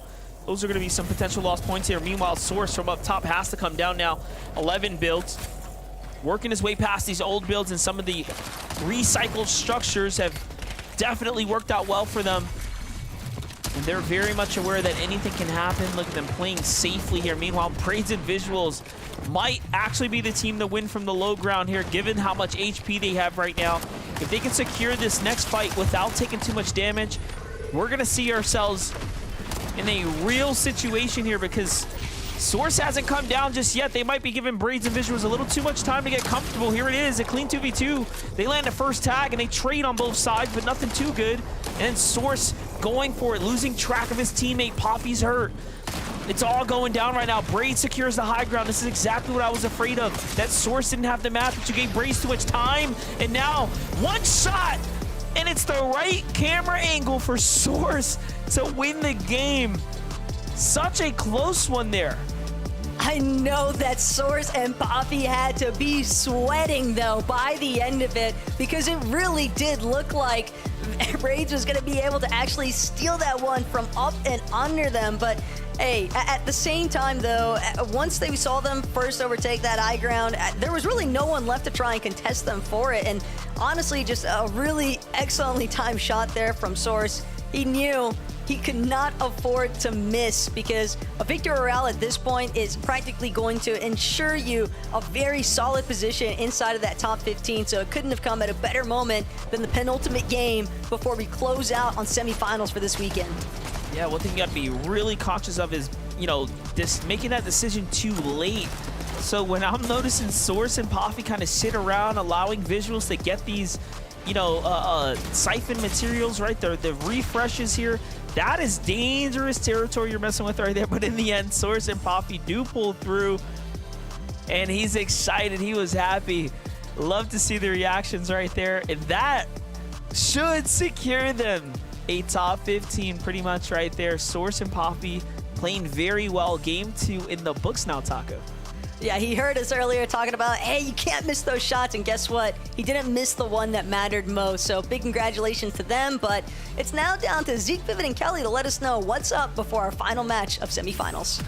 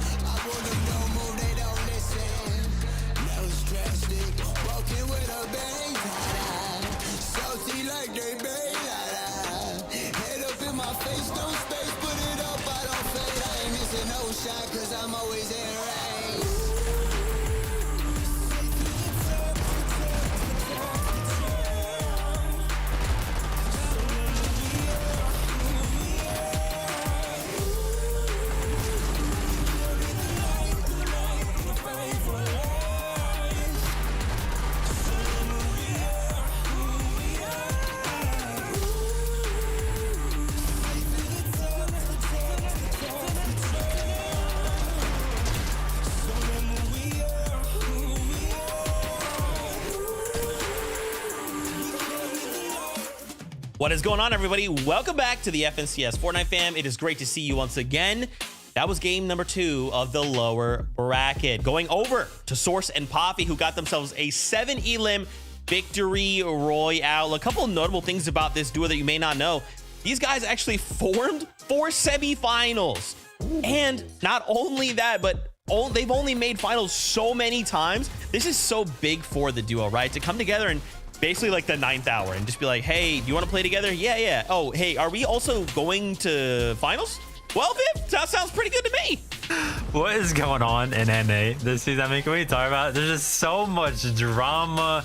And you know what? Listen, sometimes the people causing all the drama, they come out on top. And for Source and Boffy right now, I gotta say, it's working out for them, securing a spot in the grand finals. And there's the reaction. I mean, I would be hyped too. Come on. Yeah, it's interesting to look a little bit at their lineage. Poffy typically playing with a player named Eclipse that we've seen for quite a while, actually, and Source playing with some big names like Bila, Mega, and Day, and never really finding the success that they were hoping for. So to see them join up and even get a victory royale against some of the biggest names in the competition, it's always good to see a newly formed duo see some success. Absolutely. And to see them kind of going up against Braids there and Visuals in those final few moments of the game, you have to just feel like this could have, even though they didn't get the victory royale for Visual and Braids, even just coming in second place, that's still a ton of placement points. I feel like both of these duos are in a really good spot and likely have already qualified.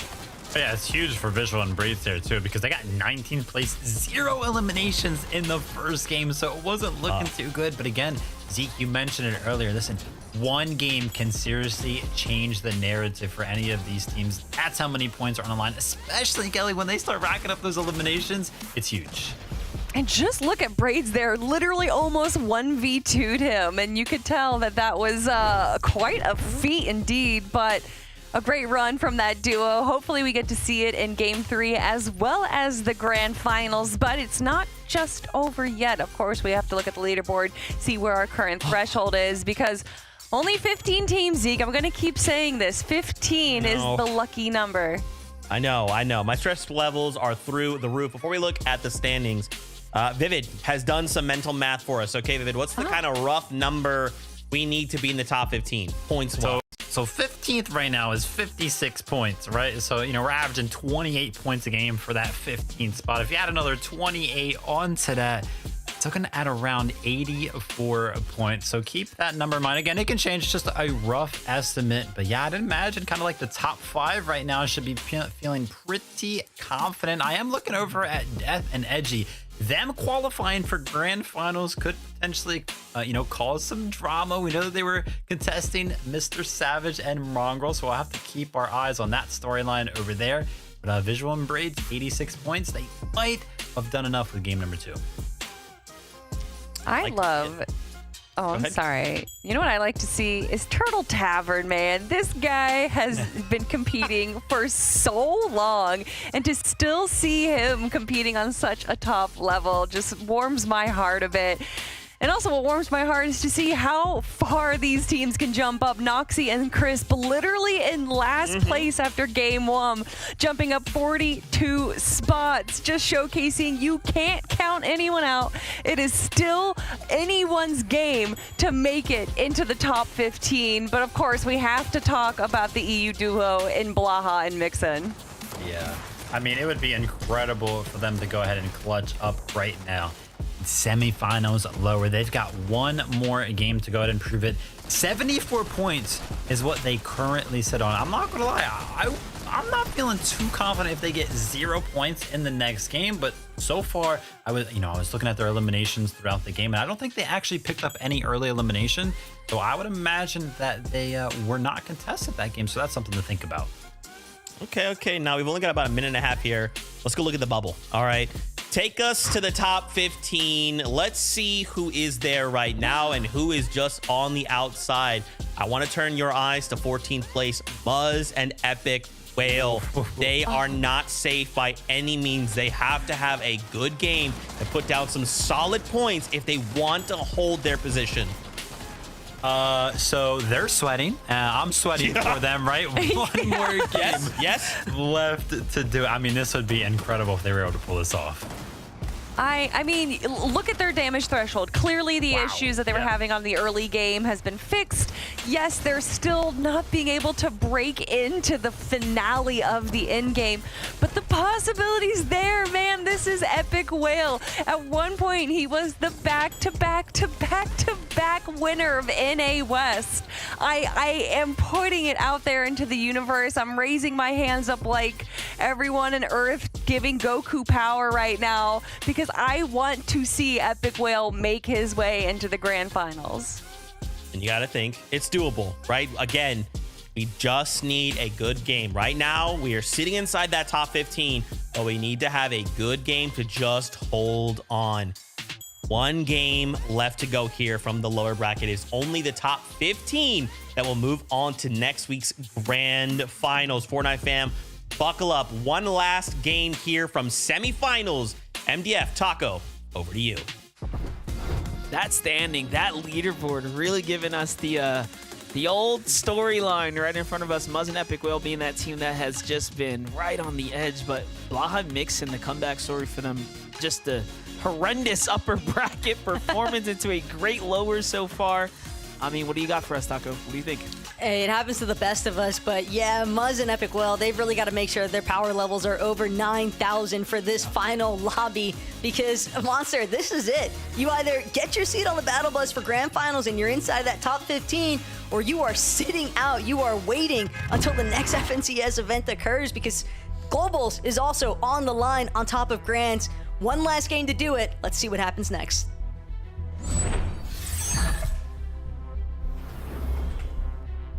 Well, time has flown by because we're just having fun here watching games, and the games are just so incredible here.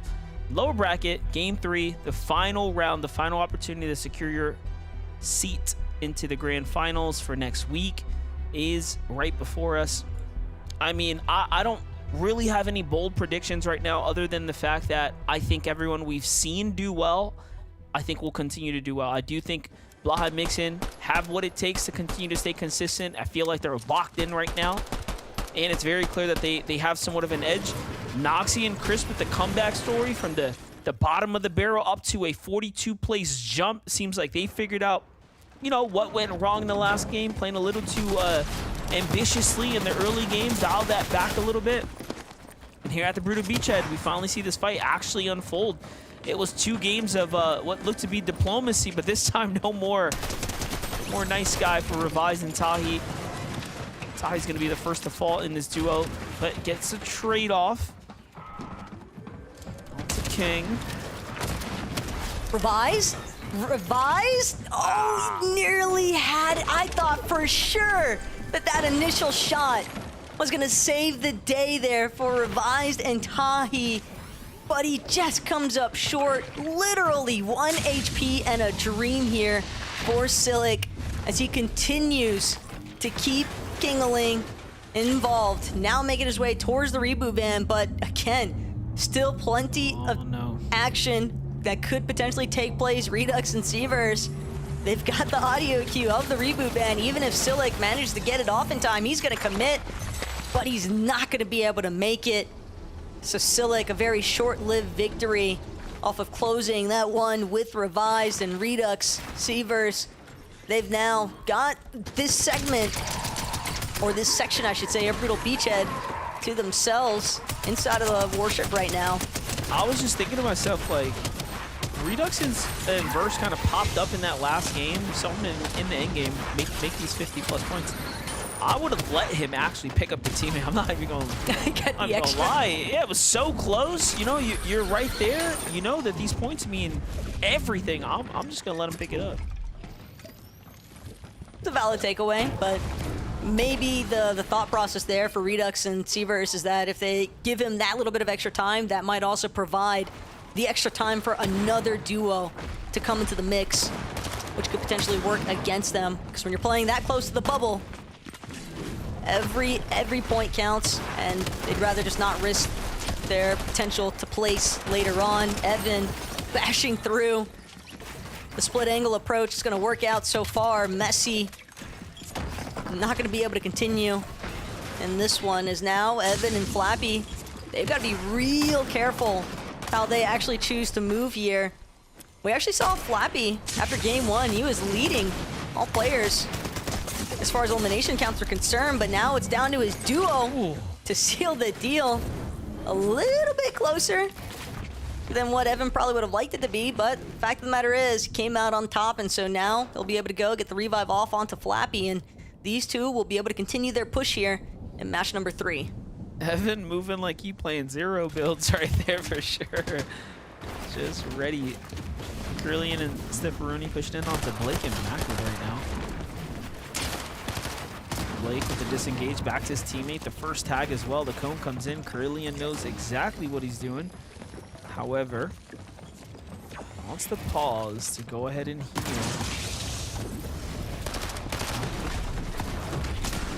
This is so dangerous for both of these teams. Carillion's putting it all on the line here. Macwood and Carillion full-on trade with each other. It's just down to Blake versus Stepperoni.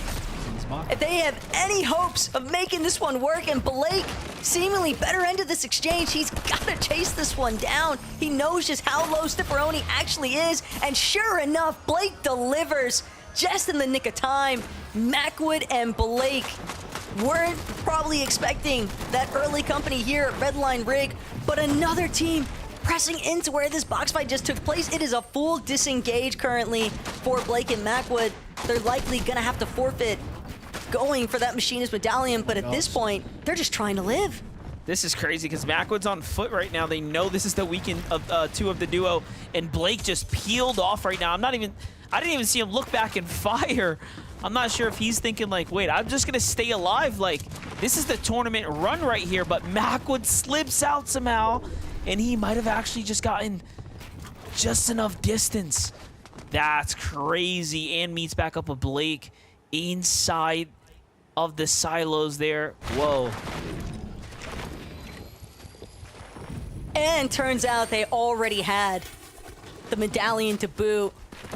So, fortunately enough for these two, they will live to see another moment. And it's crazy to think about too, because Macwood and Blake, they are cutting it close right now, MDF. They are just outside of that top 15. And when you think about just the history behind both of those players, I mean, Macwood, someone who quite literally won the very first FNCS finals in competitive play post-World Cup era, and now still competing to this day alongside Blake as well, who's a very storied player as far as his merits are concerned in the competitive scene. To see those two not qual for the grand finals would definitely be pretty unexpected. Yeah, we've been seeing Blake, honestly, he's been peaking lately, playing very well, finding his second win in competitive Fortnite. Very exciting stuff.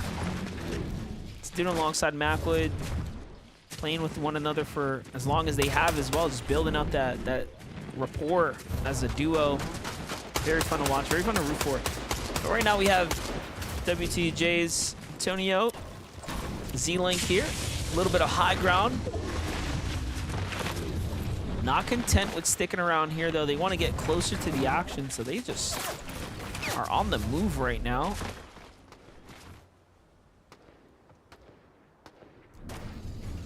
Trouble on the horizon, though, for Lawrence and Ozone. Looks like Lawrence got knocked, and the team that knocked him seemed like they were trying to capitalize on full elimination. Everybody wants the points.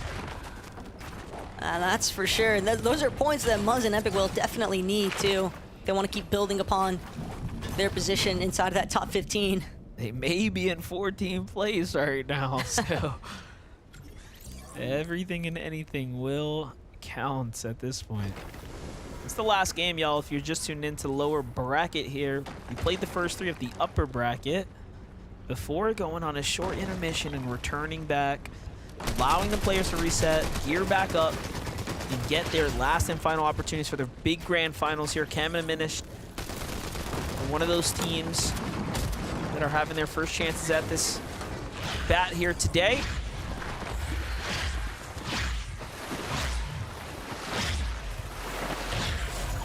Almost a little bit surprised to see Cam and Minish.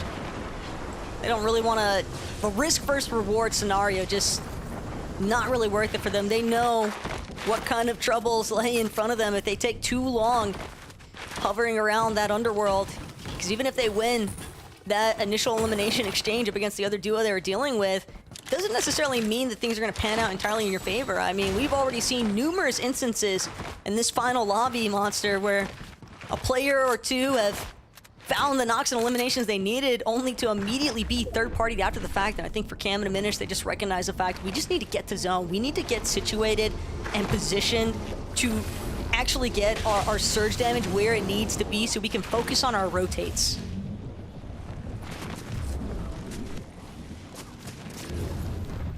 rotates. This is a clean one right now for TK and Turtle Tavern. No one really in sight to give him resistance. I don't know about you, Taco, but I'm looking forward to next week's Mongrel and Mr. Savage. I'm just looking forward to it. Can't wait. Replays are happening right now, though, really quickly. Milks, Shiesty, Swax right here. Using a Nitro, breaking into the box of Encrypted and just going for it right now. Even with that Nitro shoulder bash damage being a little bit adjusted, a little bit nerfed, team still making sure to take full advantage of it when breaking into another player's box. Muzz and Epic Whale, though, they're just trying to hold their wall strong for the time being. Window peek, but nothing just yet. They're just waiting. Using the regeneration force of this Slurp Cacti inside of the bottom of their Surge base. And now Muzz, he's going to head straight to the top.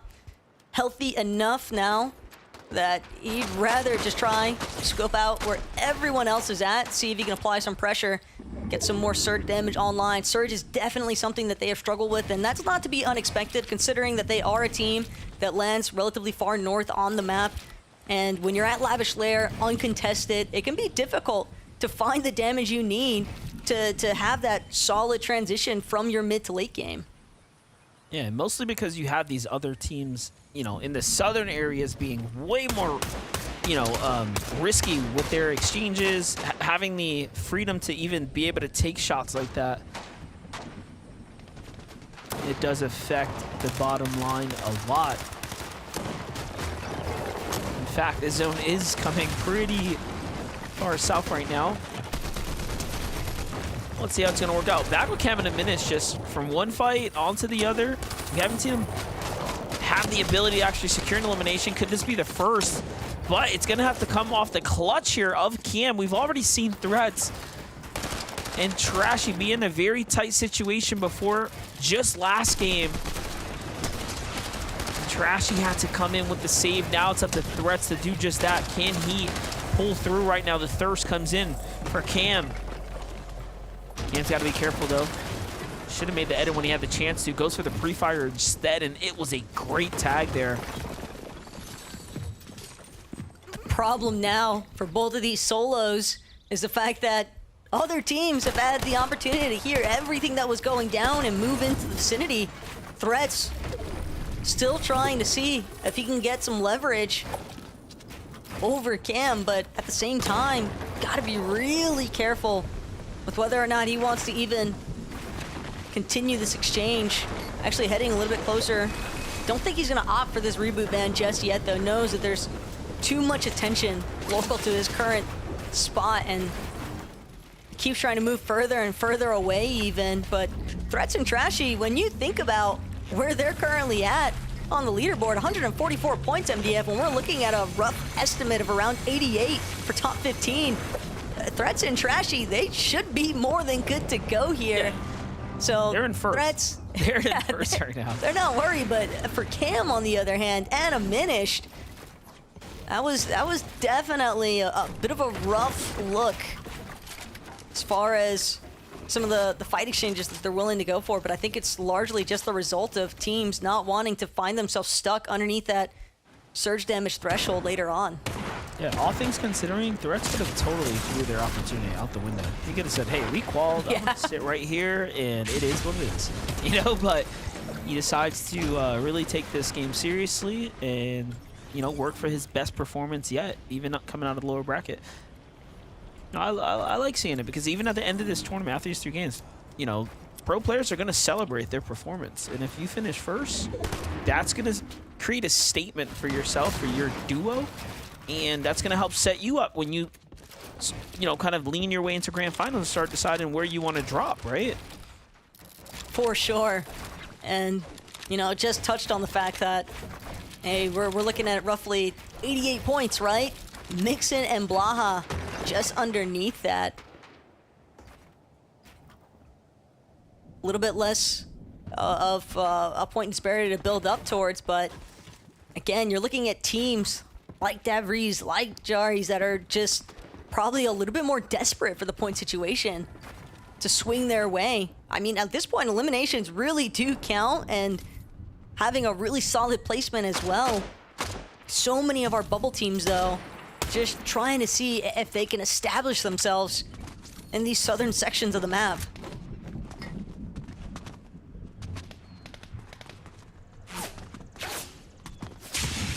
They're revealing himself just yet. Not safe, so here goes the rotate. Mordecai and Rigby on the move right now. Got Swax and Milks there just off to the side. They actually decide to go in and try to gatekeep them a little bit for some storm tags before basing down or positioning up here.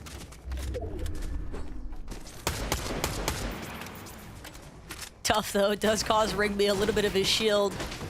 Another team further away, a little bit north of where he's at right now, spotted him out on his rotation, sliding down that mountain face. Minish and Chem, though, they're right back at it.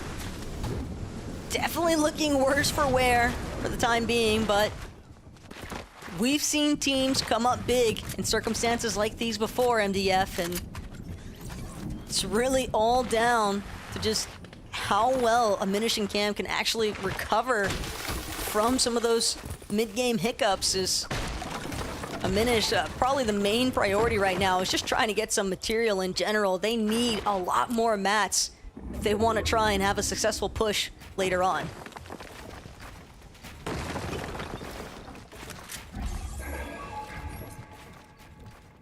Comes a surge warning. Wow. It seems like Baco and Vortec are doing pretty good for themselves at the moment. Doesn't hurt to ever go for more, though, of course. This is base. I like it, though. Very much aware that anything crazy. can happen.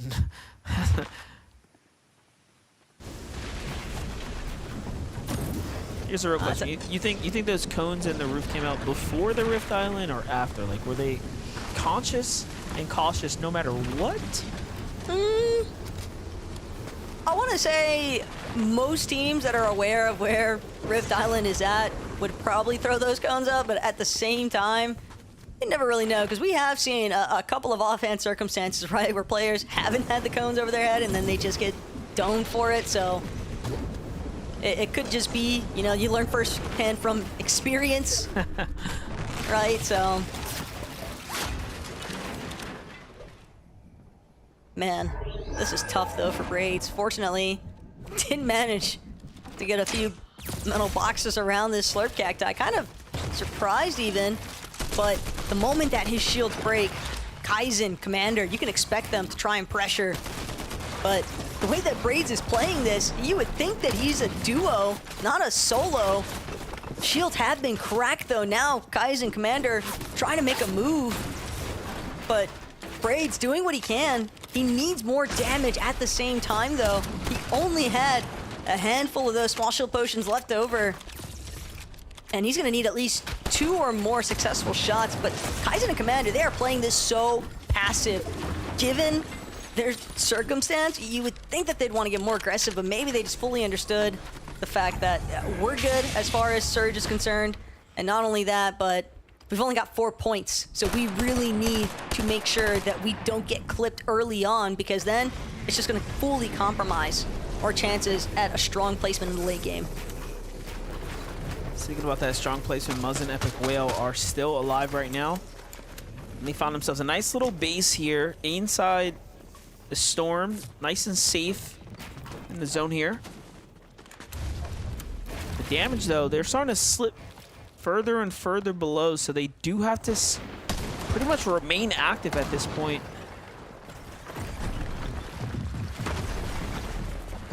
Mordecai and Rigby, though, this doesn't look like it's going to be a beneficial box fight for any of the teams involved. Ziggy and Phenom, from a slight distance, they're actually going to get to pick off what Mordecai and Rigby seemingly started. Fortunately, that is going to provide Mordecai and Rigby a chance to at least recover a little bit of their shields. off the Flowberry Fizz, and now looking to see if they can try and track down exactly where Jari's scurried off to, but they've got to be quick about it because, again, Ziggy, Phenom, they're already fully aware of the amount of players that are based below them and in combat. Big shots exchanged. Mordecai will manage to confirm the last bit there, but now it's just the revive that he's got to get off onto Rigby, and even more resources that's going to cost these two. This is where things start to get interesting. We're approaching the placement points here and now. The most critical part of this game 3 for all of our teams that are on the bubble, all of the teams that are in conversation to kind of hold their position here, hold the line. These placement points are just around the corner. This is about as light of a lobby as we've seen it be at Zone 7. Look, the Storm Surge literally turned off right there. We are right at the perfect threshold. The activity just continued to pick up. Source and Poffy, nothing to lose, everything to gain. Take down Macwood there. Will that be the end of Macwood's run? I'm not even sure how many points they had, Doc. I'll be honest with you. Heading into this one. They didn't get placement this time around. That's what we know. Yeah, but that's the tragic part because they were 22nd with about 48 points when we started this match. And it's just heartbreaker, I think, at times when you recognize the situation that some of these players are left in. But where some teams downfall, that's where others can thrive, right? Source, Poffy, they are a team that has just been all on the up and up here in the lower bracket today. 145 points pretty, now in control of that mythic combat assault rifle. If they actually manage to work their way up to the high ground, they're going to be able to lay down some really good suppressive fire, and especially if they're controlling that machinist medallion, which they should be, or which they potentially could be. All depends. They only have the one elim. We know it was Macwood. Don't know where Blake might be, or if he was picked up by somebody else elsewhere. But even half of that combination is still a lot to work with, and Source very meticulously searching, trying to see if there's anyone that they can look to just kind of swoop down into. But they're safe for the time being. They do need a little bit more damage, though. Only 159 above that surge threshold. That's right, scavenging the opportunities here in the map. Noxie and Crisp just out of the dungeons into the top 15 right now. They're doing it. You need 2 good games. They threw one, they made up for it in the second round, and here they go with another performance. Veterans, you know, doing things that we expect the veterans to do right here. And we saw them get off to a relatively hot start as well over towards that northern side of the map. They've had to cover a lot of ground to make it over here on the south side near the Nitrodrome, but Z-Link, Antonio, currently in control of a relatively uncongested area. Looking to be secondary height for the time being, but they don't want to pop out just yet. They know they're safe in their current location. A lot of space kind of claimed right now, but it's going to be a move soon enough. Once the Flowberry Fizz comes out, have to expect potentially a crash pad after the fact. Teams just trying to make sure that they can fixate themselves on the front side of the zone. Well, here we go. The final opportunities are here. Only 3 zones separate Epic Whale, Muzz from the grand finals, and a lot more points as well, as they only have 70 right now. So these placement points are going to be absolutely critical here. We need to see at least a top 10 for Muzz and Epic Whale, or another set of eliminations start to come through here. Let's see it. The rotate start to come over. Good tags come out, but it's going to be ultimate low. Falls a little bit short of where they want to be. It's going to burn a lot of material. Meanwhile, on high ground, Z-Link, Tonio trying to figure out what they can do with their position. I see a Cease flying by the way, by himself. Is Cease going to be able to pull through right now? From 30th on up. We know some of the teams, some of the immediate competition have fallen out. Crispin Noxie, Horns are telling us a story in its own. They're fighting for top 10 potentially at this rate. Right now, what's brutal is the way that the zone is pulling over these hills, over this elevation shift. Mixon's gonna- still in it. And this is perfect for Mixon and Blaha, aside from the fact that they are currently below that surge threshold, but one good shot is all it would take. Blaha even gonna opt to use this medkit a little preemptively. Cease is still but in. They are above and Cease everything. With the Wait, Elim. He He's might still actually going. be able to clutch it. He's still going. And on high ground, Z-Link picking up the points right now. Also below this surge, what are we witnessing right now? The damage is coming through right now. And it is chaos. There are too many players alive here for this tight zone right now. But Z-Link's gonna have to give it up. He's out of material. And that's not what you really want to do, but there is no other choice. It's an act of desperation in the final attempts here to try to maintain top 15. Top 15 is so difficult to achieve at this rate, as you're seeing how close all of these points are. Keep in mind, it is going to be extremely competitive.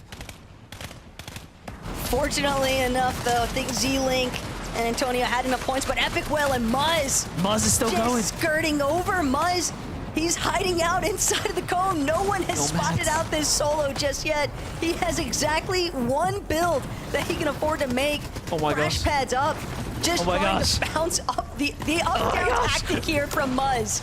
He's still But I think going. he's done it. Epic Top Whale five. and Muzz. 98 points, top 5. Muzz is still holding on. He's trying to make it there. No one even wants to peek. Everyone wants to stay alive right now. Muzz sees an opening. He goes up for it. It's Turtle Tavern. Doesn't want to do it to him. Still trying to hold it, and he takes down Chubbs. He earns himself even more points. We might have just watched the clutch come through from Epic Whale and Muzz there in the final stretch. Actually going to be a nail-biter finish to see whether or not they manage to pull their way across the finish line, but Clara taken down on the low ground. Shore credited with the elimination for that one, but Shore falls shortly after. Zypha now left to scramble, pick up the pieces, also trying to solidify just a few more placement points wherever possible. And now it's actually down to the final moments here, a 1v1, but Poppy with the positioning, with the health advantage, 2 medkits as well. I don't even know if it's possible for Zypha to get high enough up to even challenge Poppy. They have the crash pads. I think Poppy's gonna give him a chance to fight him. Never mind. Poppy just wants to win, and he slides his way out. What a fantastic game. What a spectacular way to close that out. And honestly, I think we might have seen some incredible last-minute performances there. And that's how significant a singular game can be. There is only 3 games in this lower bracket setting right now, and the best will have to float to the top if they want to have a seat at the grand finals. And honestly, I think we just seen it happen. Yeah, the main storyline, at least for me, MDF, I know that Poppy and Source got to pop off and really strut their stuff. Yeah, that is going to be a back-to-back circumstance, and considering that this is a team that just formed at the last moment, it is insane to think about the chemistry they were able to develop in such a short time frame. It only makes me all the more excited to know that they have at least another week to get a little bit of additional practice in, get in some of that very needed VOD review. All these teams that are going to find themselves within the top 15, you can expect that they're definitely going to be very busy for this next week leading up to grand finals. But Monster, it's been an absolute pleasure. Had such a phenomenal time watching all the action take place in these final 3 games of semifinals lower bracket. But now it's all down to Zeke, Vivid, and Kelly to let us know exactly what those top 15 look like. Nah, Source, that was ice cold. That was ice cold. And with the fate, I can't even do that. That was ice cold. And as our casters called out, the back-to-back victory out from the duo, they're just trying to let everybody know, hey, come grand finals, you need to be worried about us. You need to be making sure you're trying to keep us in check. Good luck, lobby. Spoiler alert, you may not be able to. 232 points from the duo. Just a disgusting showing from these guys. And as again we called out earlier, they formed for semifinals. What? Yeah, I mean, crazy stuff. FNCS just keeps delivering because it's like, all right, listen, we've played 5 games on day number 3. We've gone through the upper bracket. We're almost on the lower bracket. Like, surely we have all the storylines. And it's just like, well, now we've got a team that wins back-to-back games in the lower bracket leading into the grand finals. What does this mean? Are they going to place well? Are they going to qualify to globals? The storylines, they just keep coming. Oh man, the story is now ready to be told of the grand finals. We now have our 50 duo, Zeke. I am so excited because this is it. This is the last stop on the battle bus before we go to the global championships. And I can only imagine with how much has changed in the last few weeks of Fortnite, the last few weeks of the competition, what's going to change over the next 5 days? I guess we'll find out next weekend. But for now, I wanted to talk about Muzz and Epic Whale. Guys, that run to keep the dream alive. I was on the edge of my seat. You know, this is why we love Fortnite again. And this is why you'll hear us say it a lot. It's not over until it's over, right? In the final moments of this game, really putting those pieces together, Vivid. I mean, just so well executed from them. So resilient, and yeah, I'm already looking over here on socials. Muzz literally shouting out most stressful tourney ever. That's crazy. I mean, Muzz has played in so many FNCSs. He's been at the top. He's won FNCSs, and you're telling me that right now that lower bracket run was what stressed him out the most. Incredible resilience to just do it in the last game. Those crash pad plays were ridiculous, and somehow at that point I was like, okay, clearly, you know, he's just doing whatever he can to stay alive, and then he still gets an elimination while all this is happening. Muzz is just something else, and it's why he's one of the only players to be an FNCS champion in multiple regions. So they're pretty much in, right? After that run, I feel like I might somehow be jinxing them to say that I'm excited that they made it into the grand finals. It was a bit of a stressful journey, but you know what, Zeke? I'll let the leaderboard tell us who made it. Well, let's find out together. Remember, we want to end in the top 15 to keep the FNCS dream alive. Let's look at the standings together and see who are in that top 15. We start right at the top. Source and Poffy, remember, they got themselves the back-to-back victory royales. Just, friends, take a look here. I mean, even in 5th place, Shore and Zypha ending that game in 2nd place, jumping up to 23 placements. Again, this is why it's not over until it's over. Incredible stuff. I mean, we got to give a big shout out to Trash and Dash. We've been talking about the other side of that Muzz and Epic Whale duo throughout the entire weekend. They have also managed to qualify, which is just crazy that both of those duos went ahead and qualified. Skittles and Chubbs, we had shouted out. Now we were like, wait, they're not qualified to Grands yet? They went ahead and clutched up with an incredible performance themselves. Oh, and I love to see Mordecai and Rigby. We saw them get a victory royale in the qualifier number 2. So to see them still doing well in our top 10 and getting just enough points to break through that threshold, that is what I love to see. But Zeke, there's something else I want to see. Okay, let's do it together. The top 15. Who is on the outside? As Vivid predicted, 86 points was the rough place, but it actually took it to Oliver OG with 88. That's basically a single placement, a single elimination making the difference. And that is what's enough to keep their FNCS dreams alive. Oh my gosh, Visual and Braids, they got 0 points in game number 3. They were looking so good after game number 2. They had 86 points. 1 elim would have been the difference maker for them. They dropped down 10 placements and unfortunately puts them outside of the top 15. But for the negatives, we have to look to the positives of Oliver OG and Craze making their way through. Freak Tekka's duo also sliding by. Some incredible duos will be joining the 10 that we saw go through days 1 and 2. And then, of course, the 35 that made it through, or the 25 that made it through the upper bracket today. I am so excited. I'm so ready.